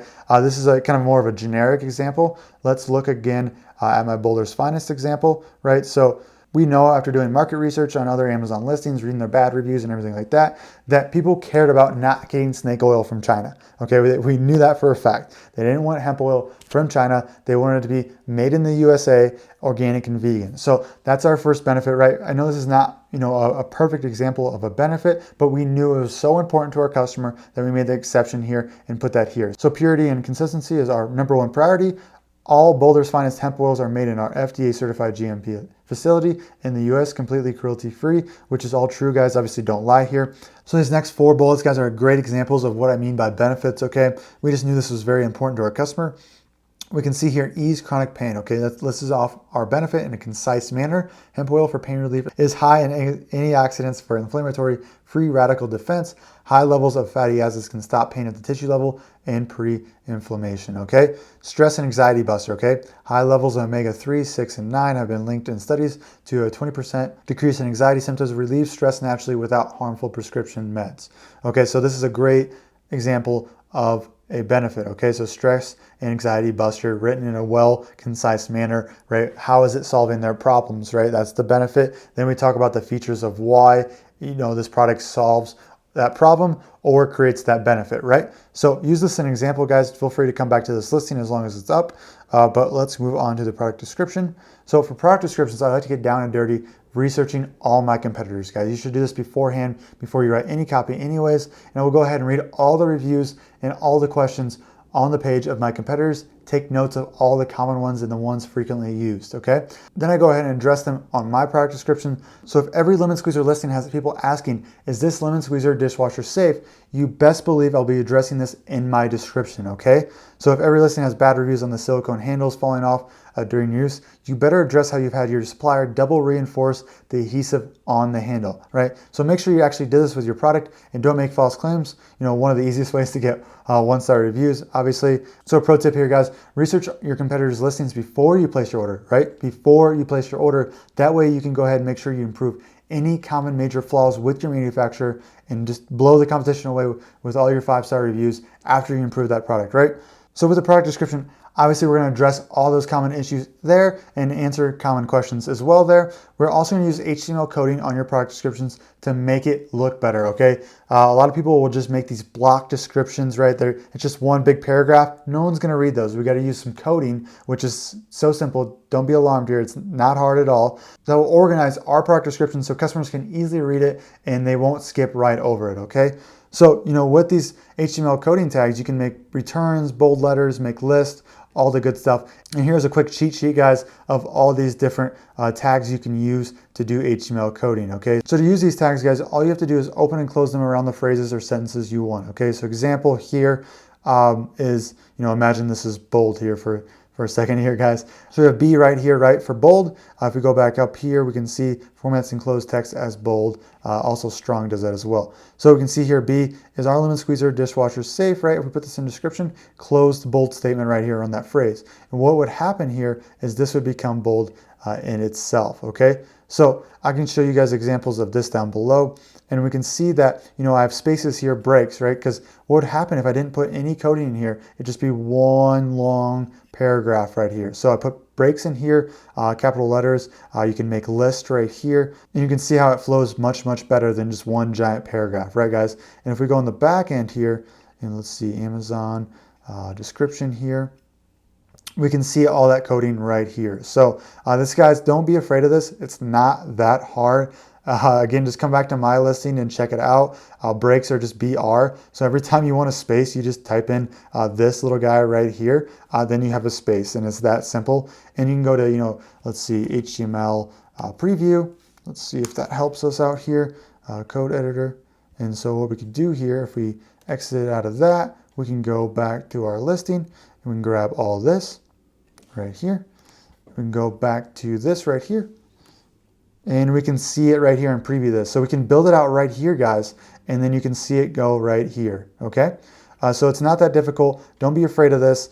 Just play around with it. It's going to take a little time, but no problems there, guys. But you can hire these services out. They're just expensive. And if you guys are trying to save money, I recommend doing it yourself and learning. I've learned so much.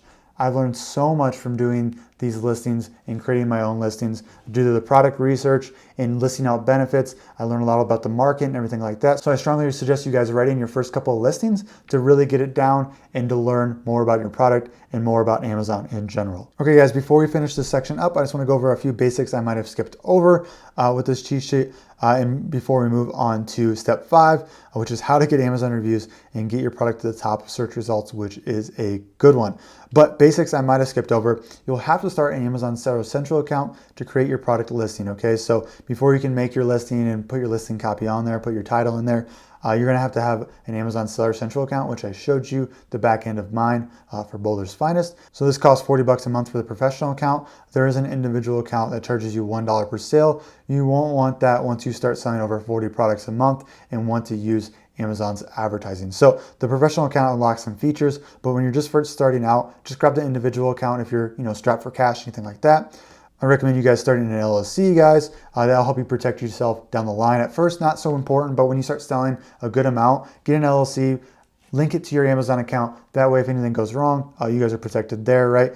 Also, those help you get some tax benefits and all that good stuff right there. You can register within your state on your, just type in your state in the treasury there, and you can register with your state, or you can have a service do it for you guys. So next, guys, you'll also need a UPC code to register your product on Amazon. So I recommend GS1 for this, or nationwide barcodes, which I don't have listed here. GS1 is the official one. It's the most expensive one, but nationwide barcodes is still working to this day and way cheaper, like about $100 cheaper. So use nationwide barcodes there, guys, if you need UPC. GS1 if you ever want to go retail or anything like that. Next, guys, to further increase the value of your product, you'll want to get your packaging designed. The supplier will ask you for a .ai file for this. I always find my designers on Upwork.com, Fiverr.com, or 99 Designs, right? And I never have had an issue with this. Just make sure you ask them for examples of their previous work and talk to a couple before you make your decision. It's super easy. And you guys, when you're first testing your product out, don't worry about product packaging, but if, you're trying to spice it up, if you're trying to get, a more professional look, it's so easy. I pay my guy on Upwork $100 per packaging design. But again, at first, if you're strapped for cash, this doesn't help conversions at all. It might make your product photography look a little better at first, but when on Amazon, people don't really care about packaging, they care about the product itself. It's just something if you want to go a little above and beyond on at first, okay guys? I just wanted to include it there for your reference. Also guys, you'll also want to make sure you give your package designer, right? This is more of a pro tip, your ASIN barcode, okay? So when you make a listing on Amazon, Amazon goes ahead and spits out their own personal barcode for your product, okay? So this barcode you can put on your product packaging. So if you have your designer put that in your product packaging, when your manufacturer prints it out, then you can go ahead and save some money there because Amazon will not have to sticker your products, at the warehouse, which is 20 cents a unit, and this will save you some money there and some ease. If you can't get, your ASIN barcode printed on there, just go ahead and have your manufacturer sticker it on there. If it's like a poly bag or anything like that, this should not be a huge issue. I also included a link here that talks about the full ASIN barcode if you guys want more information on that. So next guys, let's talk about step 5 and how to get Amazon reviews and get your product to the top of the search results. Okay, the fun stuff. I know there's a lot of nitty gritty stuff on Amazon, but this is the fun stuff that I really thrive at and really have a good time doing, and where you guys will probably have a good time as well. So 60 to 70% of all sales on Amazon occur from organic traffic. Okay guys, so this is very, very important to understand that if you want to dominate on Amazon, and if you want to, build a real Amazon business, you're gonna have to get your product on top of certain search terms. So you bring in organic traffic and you bring in organic sales, okay? So you have your product in Amazon, what now? You wanna give that product a good old launch and get sales going, guys. To start getting sales, there are 2 things you're going to want to do. Get reviews and get your product to the top of search results when someone searches a specific keyword, okay? This used to be so simple, guys. You used to be able to give away your product at 99% off just using coupon codes and get reviews from this and get ranking from this as well. But Amazon cracked down on this and made it against their TOS to actually incentivize reviews. And they just recently stopped giving search result rankings to discounted sales when they updated their A9 algorithm. So back in the day, you're actually able to just blast away 99% discount codes to customers to rank your product up and get reviews. This is no more. So if you see an Amazon service out there saying that they're going to rank your product using discounted giveaways, so these do not work anymore. So make sure you're staying far away from discounted giveaways and discounted coupon codes, highly discounted coupon codes, because they will not rank your product and it's just a waste of money. So the only way now to rank your product and get reviews and everything like that the proper way, which is to do full priced giveaways. These aren't easy to do, but it's very, very possible and they work very, very well. So before we do the giveaways, before I show you my methods of how to do the full price giveaways, we need to know a few things moving forward, okay? So first we need to figure out, why does this work? Why do we even do giveaways? And then second, we need to figure out how many giveaways we actually want to do, okay? So how giveaways work is we're actually overtaking the competition in sales for a particular keyword. Okay, so let's take lemon squeezer for an example here. Say, the lemon squeezer is doing 10 sales a day on the top of page 1 for lemon squeezer. Well, all we need to do is get, 11 sales per day with that keyword. Then we overtake their spot, which takes about 8 to 10 days to actually get into effect, because that's how long it takes, Amazon's algorithm to actually catch up and realize what's going on. Now, to find out how many of your competition are selling on that page, we can actually use Viral Launch's Chrome extension to help us get that data, all right? So if we go over to Amazon here, and then we're gonna pull up Lemon Squeezer, then we're gonna load our Viral Launch Chrome extension. So with this loaded now, what we're looking for is actually monthly sales over here. So looking at this, we see it's a sponsored listing. Right here, Viral Launch is actually telling us that this is a sales outlier, which is our first organic search. So we want to ignore this one. And we're actually going to use this third one right here, which will work perfectly fine, because if we get this top 3, we're going to sell a lot. We can see that, this is a very saturated product, that this lemon squeezer itself, it has no reviews and is up all the way to the second spot right here. So that means they're actually doing a launch themselves.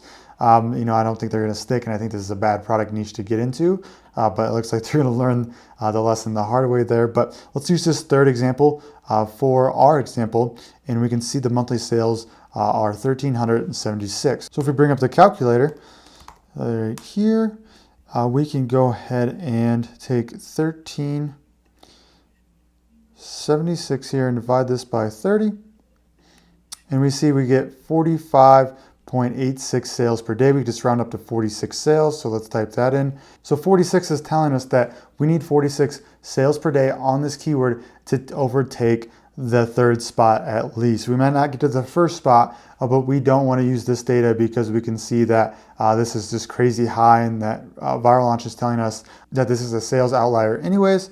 And so 46 is a good spot to start.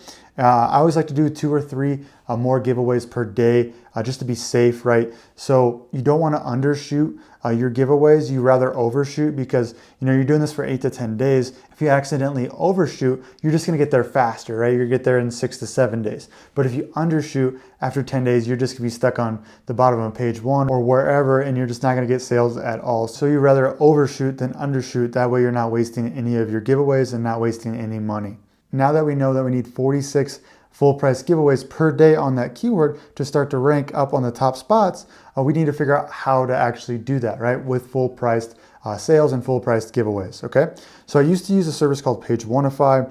They've actually moved to a PPC based strategy to help rank, which is awesome, but I actually prefer full price giveaways. So I'm going to tell you a different method that I use currently that should really help you guys out. So for this, we're actually using a site called Rebate Key. And why Rebate Key is so cool is that we can actually do full price giveaways on this site. So how this works is that Rebate Key will list your product for you, right? You just sign up, make an account and then list your products on there. And then Rebate Key will push this out to their customers using this platform right here, as you can see, and you can actually do 100% off giveaways, which is what I prefer and what I recommend. And what happens here is customers will actually go through, buy this product of yours, on Amazon, and then 30 days later, they'll get a rebate check in the mail for the price they bought the product for, okay? So they're doing full price sales, and they're just getting rebate checks in the mail a lot later, which is it's great for Amazon because, all the red flags that, everything else, gives off, this avoids just by using the rebate method, okay? So you can see back here at campaigns, you can just hit create new campaign and get everything set there. I've used this, 35 campaigns here. I won't show you guys that just because I'll give away a few product ideas, which I don't want to do, but that is how that works. Now, the next step, guys, that is just as important when you do this is you have to use what's called a two-step URL to make sure you're getting ranking for a specific keyword you're trying to, rank for, right? So if you're just sending them to Amazon, to your, your ASIN page or your listing, well, Amazon's not going to rank you for any keywords for that. So we have to kind of manipulate the URL to make sure we're getting, credit and ranking for that specific keyword, like lemon squeezer, for example. So with this site called Pixelfy Me, you can actually create two-step URLs, they're called. Don't worry about the complications of them, but all you have to know is that this will set up your URLs. That way, when someone from RebateKey clicks your link to go buy your product on Amazon, we're getting credit for that keyword. So let me show you how this works real fast. It's so simple. So we just type in our, campaign name here, lemon squeezer, our friendly name. That way we know what's going on. Again, Pixelfy Me, I believe it's about $9.99 per month. It's not that expensive. It does a lot of cool things. I use it all the time to help me rank. So definitely well worth the price there, but just wanted to give you a warning about the price itself there. So we need our ASIN right here. So say we're ranking, let's see, was the third guy. So let's go ahead and go down and grab this one right here. And we can grab our ASIN right up top here. So you'd use this for your product, right? Your ASIN for your product, and you go ahead and put it right there. And then keyword, and we're gonna do lemon squeezer. And then you can, additional instructions here, right? Just for yourself. You can go ahead and put your Amazon affiliate ID in there, which is kind of cool. Deep links you want on. You can, select this to a campaign, everything like that. And there's, ad tracking code, which would be awesome for Facebook ads. But that's another hour lesson right there. So let's hit generate tracking link. So it takes a little bit to load, but what happens is you're going to take this URL and you're actually going to put this into your campaign on RebateKey and send traffic via that URL. To make sure it works, all you have to do is go and open up a new tab, hit that in real fast, and then you can see it brings up that product right here all alone. Yeah, you're going to have some, maybe some advertisements, but customers know what the product looks like because you can put photos on RebateKey of your product, so they know exactly what they're looking for. So what happens here is Pixelfy Me is setting this up so lemon squeezer is being used as a keyword while only bringing up your product because they have the ASIN right here in the URL. And so what happens is they have to click this right here, and then Amazon refreshes what's called a timestamp up here. So you're getting credit fully for the sale with lemon squeezer as your keyword. That's how easy it is. That's how, don't worry about the specifics of it. I just know it's cool and it works. I proved that for you. I'll let you know if it ever changes, but it looks like this will be used for a long, long time. That is the process of how I rank using a two-step URL and using RebateKey. So on RebateKey, all I do is do 46 or to 48 giveaways per day, which is so easy. There's so many people out there that love free stuff that it's super easy to do. And after 8 to 10 days, I'd see my ranking start to go up, go up, go up. Don't worry if you don't see any changes in the first 3 to 4 days. It takes like 5 or 6 to have anything happen, which I know sucks because you're spending all this money for giveaways and giving away all these products for free. But you just got to trust me that you'll see results if you do the right amount of giveaways after 4 to 5 days, okay? Next, I want to talk about how to get your first reviews. That's probably one of the hardest parts people struggle with on Amazon. Amazon goes above and beyond to try to make sure you're not, getting fake reviews and everything like that. So let's talk about how to get those first 3 to 5 reviews, which are crucial so you can start, launching properly, start doing advertising, all that good stuff. So we know Amazon has taken step after step to combat fake reviews, making it extremely hard for us to get those reviews. But they have also done a positive thing for us though since cracking down, and that is creating the Amazon Early Reviewer Program. How this works is that you enroll your product on Seller Central. It is $60, but it's so worth it. And Amazon will reach out to customers for you to help you get your first reviews. So they actually said, they'll only do up to 5 for you, but I've gotten up to 9 before. So, if you get a lot of sales, Amazon's going to push out more emails for you to get more reviews, and you end up getting more than 5, which is awesome. So let me show you how this works on Amazon's side. So let's go to advertising. Let's go to Early Reviewer Program. And you can see here that I enrolled these 2 products in the Early Reviewer Program. And for this one, I got 5, and for this one, I got 6. So you don't get billed until you actually get your first review. So, one review for $60 It's not a great deal, but it's not a terrible deal. 5 reviews for $60, that's a fantastic deal, okay? So you can actually see my reviews here that I got using this program, right? 5 stars right here. These are real customers too. So these aren't, people I paid or anything like that. These are actually just organic sales that Amazon reached out to these customers asking for reviews, right? I think the lowest one I got here was a 4-star, which is right there. If I go over here, we can see even more reviews. This one's for the human hemp. Oh, there's a 3-star right there, taste, which is a common for human. But if we look at the, start with 1 here, 5-star. Let's look at 2 here, 5-star. Let's look at 3 here, 5-star right here. We looked at 4, which was the 3. Here's another 5-star right here. So it looks like I got 1 3-star and the rest were 5 stars. So, it isn't perfect because you can't fix the system and get all 5-star reviews, but these 3 4-star reviews are going to happen regardless on your product.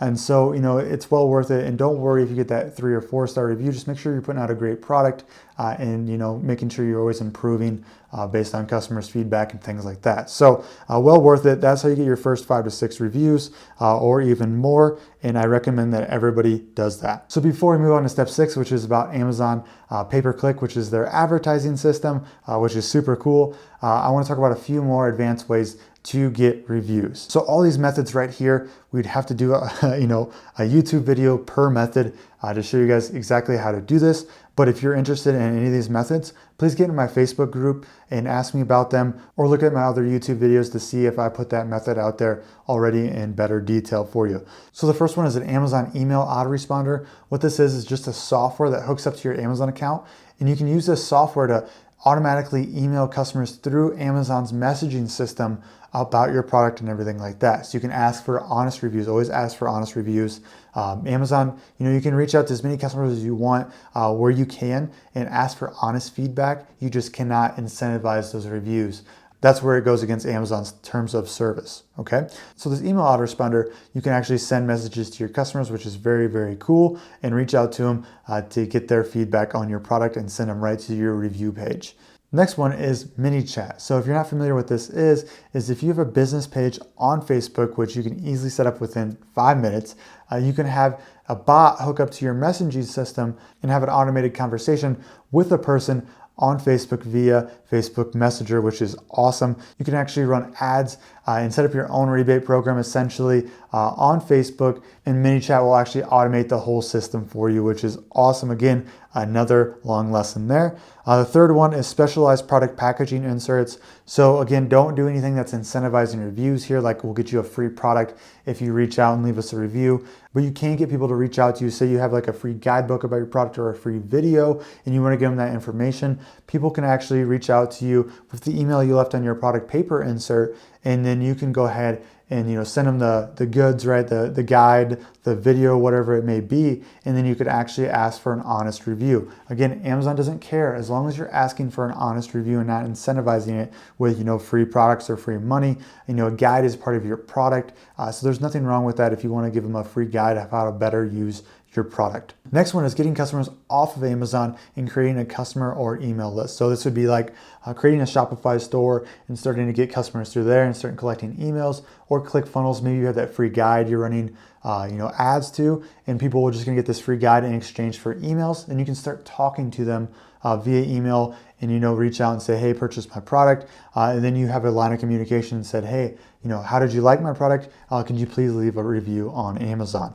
Things like that. When you start to build a brand, an email list is very, very powerful. The last one is creating a Facebook group. So say you have a pet product, right? So you gotta put, a group called Dog Lovers on Facebook. We can start getting people in here, start inviting people here, start getting it big, and eventually it'll start to grow organically. And you can start talking to people that are actually buying products similar to yours, right? And you can actually advertise it to them as well. You can ask them to purchase your product in this group, right? Because it's your group, and don't be sleazy about it or anything like that. And then, when they purchase it, you can ask them for an honest review. You can also use this Facebook group to grow your brand and to even get more product ideas, in the pet niche, since you have a whole group of people who have pets and are buying pet products. So that one I really like a lot. But that is it for reviews. Hopefully that helped out a ton. Next, what we're going to get into is step 6, which is how to use Amazon PPC to take your Amazon business to 6 figures plus. plus. So this is a really, really fun one. PPC is probably my favorite thing to do in the Amazon realm. I'm a PPC nerd. I don't know why, but it just really clicks for me. So let's just jump right in and get into it. So Amazon PPC is paid per click advertising that Amazon gives you to increase your traffic and find more customers. Okay, so we can just look at this as an example, and we can see right here that this is a sponsored product. So they're actually paying to be ranked #1 on this keyword lemon squeezer. Okay, so the cool thing about Amazon PPC and why it's so powerful is, say you're starting a new product, right? And you're on page 2 or page 3 or page 4 or wherever. Well, how are people going to find your page, right? How are people going to find your product? Well, they can't. So what you can do is use Amazon PPC to bid on keywords to help customers find your product, like, lemon squeezer if you're selling this guy right here, okay? So there are 2 main reasons why this is so important for your Amazon business and your Amazon product. One is to get more sales. So, if you're using PPC and you're getting more exposure, you're going to get clicks and you're going to get more sales, which is very, very important. Number 2 is for launching sake. Okay, so, I know we just talked about giveaways and everything like that, but this is just as important as doing giveaways, especially for when you're trying to rank for certain keywords. So say we're launching for lemon squeezer and we're on page 2 or page 3 and we're trying to rank up. Well, if we have our product, placed right here from advertising, and we start to get sales on lemon squeezer, we're going to slowly start to rank up, right? So say we get 4 to 6 sales using PPC for that keyword, and all of a sudden we're on the bottom of page 2, and then the next day we're on the bottom of page 1. And then all of a sudden we're at ranked spot number 8, 7, 6, 5. And what's going to happen here is a snowball effect. So say when you get to the ranked number 5, well, you're going to start to get some organic sales for your keyword as well as getting PPC sales. And so you're just going to get this spiral effect of more organic sales, more PPC sales are just going to rank you up higher and higher. And as you rank higher and higher, you're just going to get more sales and more sales, which is just going to exponentially raise your rankings and raise your sales. That is why it's just as important to do PPC as it is to do giveaways when you're trying to get more additional sales. And I even suggest starting with PPC first, get your first few reviews before you move on to giveaways, because you can use our PPC data to figure out which keywords you want to attack for giveaways. So start with PPC. PPC is crucial to get going on Amazon. So next, let's talk about how to set this up, okay?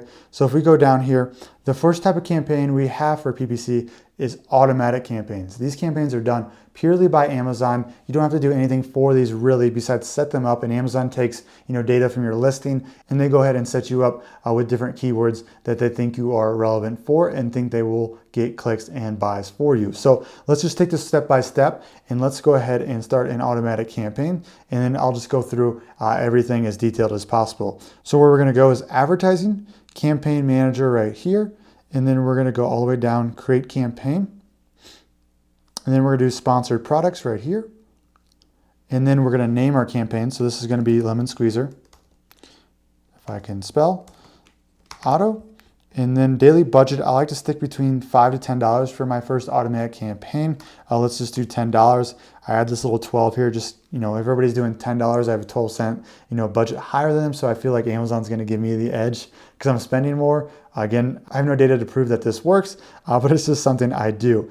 Targeting, we're going to do automatic right here. The second thing we're going to talk about is manual targeting, and that's where we're going to get into the more nitty-gritty details. And we're going to go down to bidding strategy, and we're going to do dynamic bids down only. This is what I recommend 99% of the time.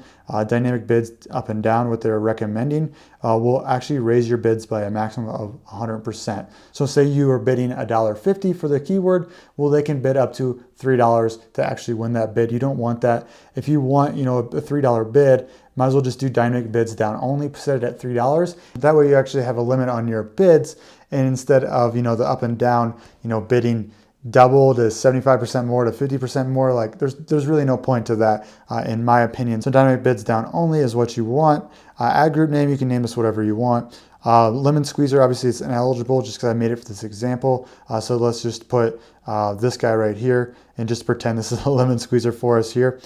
Set default bid. So for this, you're actually gonna have to figure out, what you're comfortable bidding, based on your profit margin and based on what the competition is spending as well. So say your margin's, $4 per product. Well, you don't want to get that eaten up, by 1 or 2 clicks. So you want to keep that down maybe 1/4 all the way down to 1/8 of your actual profit margin. So do what you have to do there. Also, you can look at suggested bid as well. If you want to be more aggressive, when I first started, I don't really care about profit margin.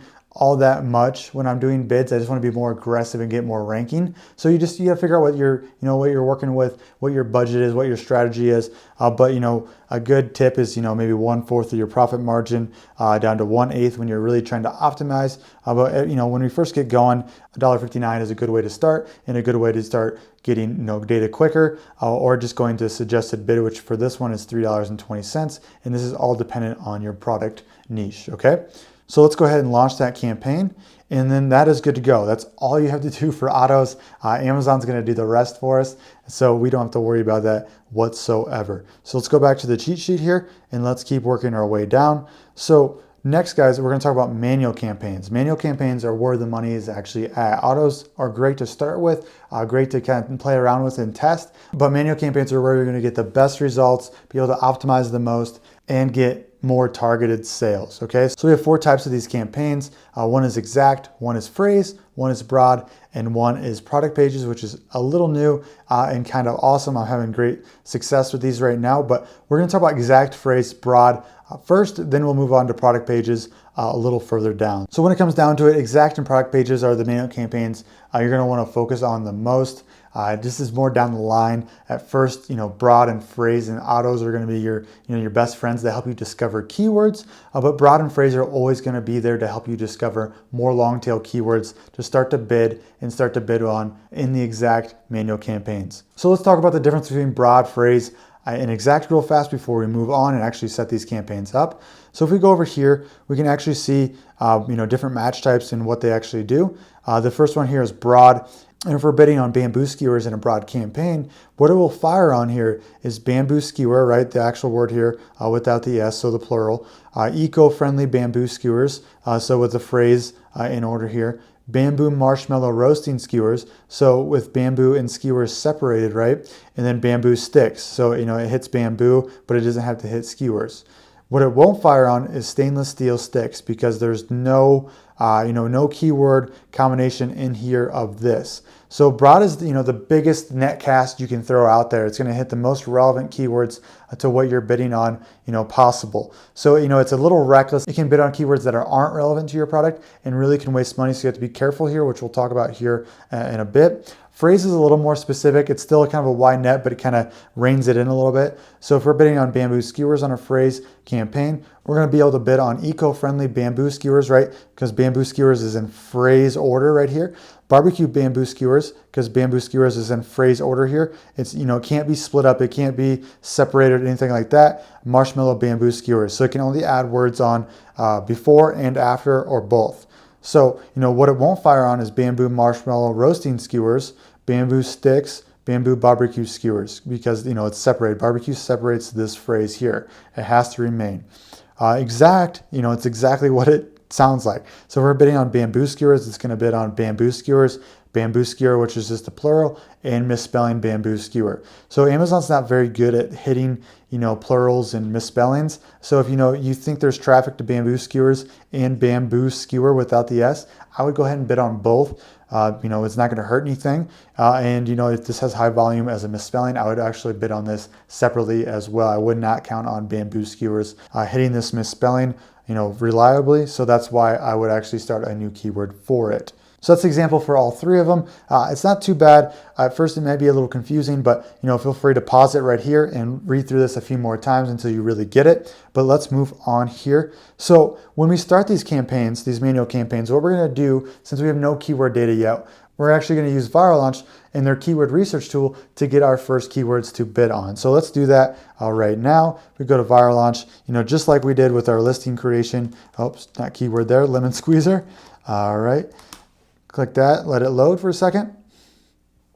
All right, we're gonna go down and hit volume estimate, and we're gonna hit download CSV, open that up.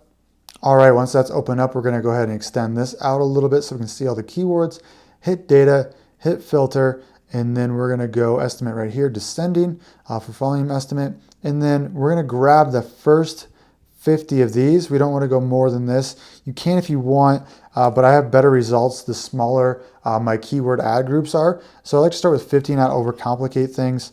And then also we're gonna put these in phrase and broad campaigns. And so they're gonna actually, hit any keywords we're missing here, because it's gonna be, like I said, a net, a cast, a wide net based on those keywords. And then we're gonna find anything that we're missing there. So we're gonna go ahead and grab these. Again, you can go through and hit anything that isn't relevant, super relevant to your product, like orange juicer, grapefruit juicer I know is not, manual orange juicer, no. Keep going down. So anything with grapefruit or orange was no good for us. OXO is actually a brand name, so we want to get rid of brand names there. One more right here, metal juicer. Okay, so let's take these. And you can add, go down the list and add a few more if you want, but I'm okay with this 44 we're left with. So we're going to copy those, and we're going to go back to our Amazon account, and we're going to go to Campaign Manager, go down, create another campaign, and we're going to hit Continue. What we're going to do here is do Lemon Squeezer, and then we'll do Exact here to start with. Daily budget for Exact, I like to do about $15 to start with. Again, it depends on your budget, what you have to spend, how aggressive you want to be, but $15 is a good place I start with. Dynamic bids down only. Again, I hit manual targeting right here if you missed that. Ad group, you can name this whatever you want. Like I said before, let's use the sofa slipcover as an example. Keyword targeting right here, and then you can see this is a lot different than what we had set up before. And what we're going to do here is we're going to hit Enter List, like we just copied, right? And then we're going to deselect broad and phrase. You can do all three. What it's going to do here is, in one campaign, it's going to make 3 different ad groups, one exact, one phrase, one broad. I don't like doing this because it's really hard to read what's going on and adjust budget levels. So I actually do this in 3 separate campaigns. So I'll start with exact here. But before we add our keywords, let's adjust our bid right here. I like to do custom bid. Then we can put whatever we want. And for this one, let's do $2. And we did about $1.59 for automatic campaigns. So you want your exact bid to be higher than your phrase, broad, and auto campaigns. That way it is getting the click first, and that way you can see the best data possible. Like I said, exact campaigns are the campaigns you can optimize the most because they're only bidding on that exact keyword you're putting in. So I'm going to put $2 here. Again, do what you have to do budget-wise. I'm going to copy and paste those in. Let's hit Add Keywords. And we can go down here. And if you wanted, you can hit Suggested Bid, Apply All right here. Or you can go through manually and say like hand juicer. I know it's a great keyword for me, so I'm going to bump that up to $2.98 right here. We go down, juice squeezer. Oh, that's not a very good keyword for us. I know it's not super relevant, but I still want to bid on it. Let's bring it down to $1, right? So you can do that as much as you need to. Let's hit Launch Campaign. And that campaign is all set up. And then let's go quickly and let's do the broad and the phrase. Let's go to create campaign one more time. Then continue. Let's go lemon squeezer. Phrase right here. This one I do the budget a little smaller, 10, 12. And let's go all the way down, add our slip cover, which is a lemon squeezer. Hit enter list, and let's get rid of broad and exact. Go back to custom bid. And like I said, I want this one a little lower than the exact bid. And say add keywords. Again, we can adjust these all how we need to. And we hit launch campaign. And then let's make one more for broad. And then we'll be all finished up with those. Hit continue. Okay, lemon squeezer.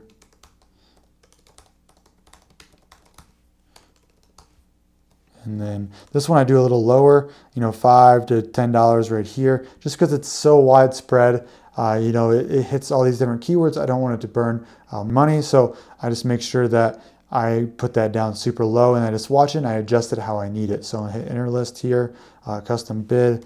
Let's go down here. Actually 79 cents is a good place to start right here. Again, it depends on the product, but we can go down here and add keywords. My bad there, and launch campaign. Okay, so those are all the manual and automatic campaigns, all set up super easy. And then we'll just have to watch them, let these run for a week or so. Again, you can check them every 2 days to make sure they're not like absolutely burning money, right? You might have like one keyword that's not super relevant, but it gets a ton of traffic and clicks for some reason. That's just burning up money. So make sure you go back and at least check it, but otherwise leave it for like 7 to 10 days before you do any major adjustments. That way you're getting the proper data necessarily, because there is a lag with Amazon data coming through for PPC. So you just gotta be careful of that. So moving on.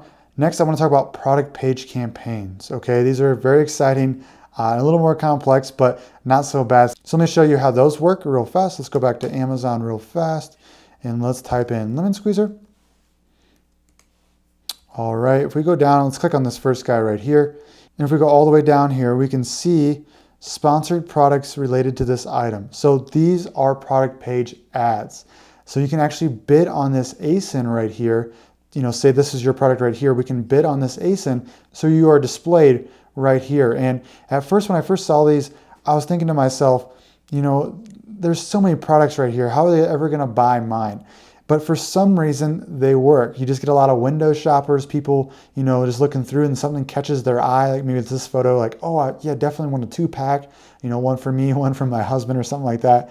So these things do work. The only negative I have to say about them is that, it takes a few more clicks. It's got a little lower conversion rate than actually, just a keyword bid. But the cool thing is there's so many other products you can bid on that, you can cast huge nets, you can have really low bids, and you can just sit back and find the best ASINs that you're converting on and treat them like keywords and just adjust the bid, ramp up budget for that one because it's really working. And all of a sudden you have, after the first 2 weeks, you have 5 to 10 more ASINs that are really working for you, and you can treat them like keywords, and you're getting just more and more sales, and you just discover more and more and more, right? Just think about all the kitchen products you can advertise your lemon squeezer on, and that kind of gives you, an imagination of what this can do for your Amazon business and for your Amazon PPC. So let's talk about that for a second. Let's talk about ways we can find ASINs to bid on for my product. And then I'll show you how to make one of these campaigns. So we can look at accessories or products that pair well with mine on Amazon. So, maybe an orange juicer, goes well with a lemon squeezer because they want to juice both. Search for best-selling products in my category. So we could go to home and kitchen, find the best-selling products on there, get their ASINs, use those to test on. 3, any direct competition that I know the customer would prefer my item over theirs. Say your product has 50 reviews, at 5 stars. Well, this guy only has 7 reviews at 4.5 stars. So you have a competitive advantage over that direct competitor, right? So you'd bid on his ASINs because people will prefer yours over theirs. Same thing with price. Price is just as important here. So say yours is $14.99 and theirs is $15.99. Well, I'm going to bid on theirs because most customers prefer a cheaper item or a cheaper similar item. And one of the last ways you can do this is actually go into your search string report, download one of your advertising reports, and actually look at real data customers are using to buy your products, because your automatic campaigns actually bid on ASINs in a very broad net, so we can see what's actually going on there. But before we deep dive into the advertising report, let's quickly make one of these campaigns. Let's go to Campaign Manager right here, and let's create campaign. Hit Continue. And for this one, we could do lemon squeezer,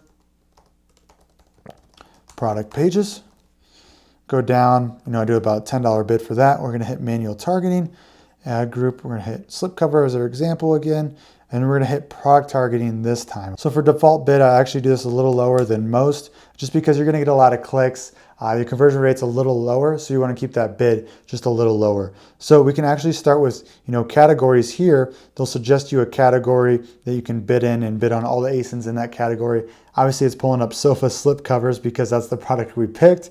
If you picked lemon squeezer, this would obviously be for, manual juicers or some category like that. And we go to individual products here, and this is where you can enter a list of ASINs right here.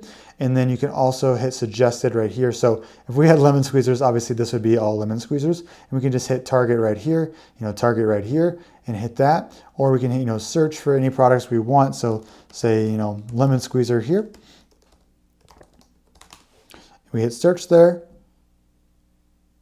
and we can see all these lemon squeezers pop up for us, and we can target this one, target that one, target this one, and do all that cool stuff right here. So you guys can see how exciting this is. That the possibilities are endless. You can bid on so many different keywords. There's so many different products, over 109 million, I think we talked about earlier, that we can bid on and test for our product to get additional sales. So product page ads are one of my favorite things to test right now. So I recommend you give them a shot for your Amazon product and your Amazon business. So moving on here, guys, let's talk about how to know what to bid. How to adjust your bids moving forward, how to add different keywords that you find with your broad and phrase campaigns, and even your product page campaigns. So feel free to read through all this, to follow along, but I'm actually going to go a little further than this, what I have written down right here, and give you a little more of a crash course on how to adjust your campaigns and do everything you need to do. So let's go back here. The first thing we're going to do is go to reports and go to advertising reports. So we're going to leave this page right here. So this is where you're going to be able to see all the data, all the raw data in the back end, after you've been testing your campaigns for a week or two, you want to go back here and download one of these reports. My reports aren't going to be very juicy or sexy just because we don't do a lot of sales or campaigns on this account. It's more of a tutorial account, but let's see what we have here and see what we can work from. So you can see it opens up in a CSV or an Excel file. What I like to do is hit data real quick, hit filter by, and I'm going to go over here and then I'm going to sort by 7-day total sales. So we can see here that every customer search term that people have been using on our campaigns shows up right here. And then it tells us if they bought, how much we spent on this keyword to, get those sales, cost per click, click-through rate, number of clicks right here, impressions, all that great data. We have ACost right here, which is average cost of sales, which is very, very important because we want this to be underneath our profit margins to make sure we're making money, of course. So the first thing we want to look at is these search terms people are using to buy our products. And for you guys, it's probably going to look like more of these keywords right here, which is what you want. They're more, concise, and these are kind of more all over the place, the ASINs. But for our products, it was just too saturated. There's too much competition. It was just a gross field to get into. A huge mistake for us, which hopefully you guys can learn from. But we have a lot of ASINs here because we had to just try a bunch of different things, just to get rid of them and get rid of some stock. So we can see right here that these ASINs, for this top one right here is generated $348 in sales, but we spent $295, so we have an ACost of 84, almost 85%.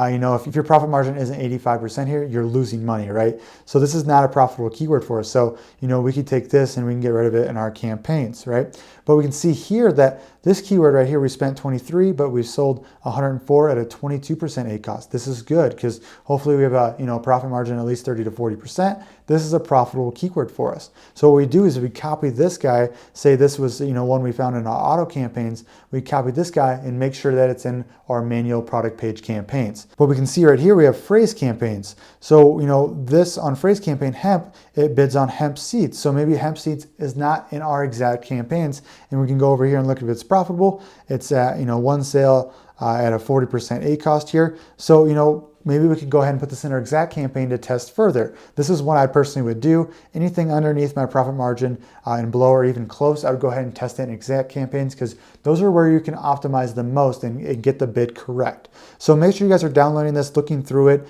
and looking at this data and adding keywords into your exact campaigns to further optimize and further optimize. Same thing with ASINs. You can go ahead and add those into your product page campaigns as well. And then if they're long-tailed like this, I would even go ahead and add them into your phrase and broad campaigns just to make sure you're casting a wide net still and hitting on anything further that you can possibly put in your exact campaigns. Okay, so let's go back to advertising reports, campaign manager, and where you're going to see a lot of your data and adjust all this data after a week is you're going to go into these campaigns you've already made, and you'll be able to see your spend, cost per click, orders, sales, ACost, all that good stuff here, and you'll be able to click into the ad groups, go to targeting, and you'll be able to adjust your keyword bids right here based on the data that you found, right? So for this report right here, I'm more interested in finding long tail keywords I can add to my exact campaigns, right? The data is cool and you can take a look at that, but you can also see all that data right here if they're in your exact campaigns. So what you do, if we take an example like lemon, and we can see it's bidding, $2 a click here. It's got, say 20 to 30 clicks right here. It's got no sales, and we spent, say, $80 on it. So what we do here is lower the bid down and down and down until we hit a profitable ACost. If it's got like 20 or 30 clicks and no sales, I might even turn this one off right here. But lemon squeezer, say it's got a 50% ACost, and it's got a cost per click of $1.92, which you'd see right here. I would go ahead and lower this down to, let's say, $1.89 and try to get this ACost underneath 40%, which is my imaginary profit margin, right? So, this isn't, straightforward or anything like that. And I know that, it seems probably complex because I have no examples to show you guys. But if you go back into your data and look at this and just take time and, maybe once a week, just kind of deep dive into it, 2 to 3 hours, come back to this video, come back to the cheat sheet, come back to some of my other videos on my YouTube channel where I go even further, right? Obviously, I couldn't go super in depth on everything in here just because this is already probably, a 2-hour long video, something like that. So I just want to be, respectful of your time and hit everything. But PPC is super super important to start for your Amazon business. And guys, once you get these, especially on exact campaigns, once you get this bid right to where it needs to be and your ACoS becomes 20 to 30%, these are just extra sales and becomes an automated machine of just making you money, right? Just more bonus sales you wouldn't have had before, which is going to help you rank and push up and get more organic sales. So PPC is very important to get started with and get this into a well-oiled machine. Once you get it up and going, you only have to check it like once a week, maybe once every 2 weeks, and it's just generating you more and more sales.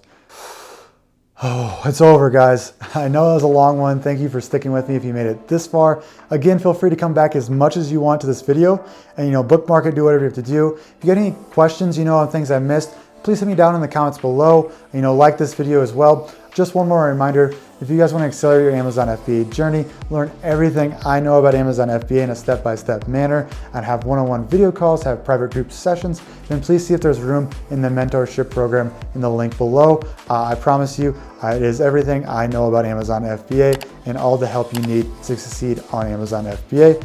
If not, guys, no hard feelings. Please feel free to watch the rest of my YouTube videos and learn as much as you can and reach out all you want. All right, guys, I hope you guys enjoyed that one, and we'll see you on the next one.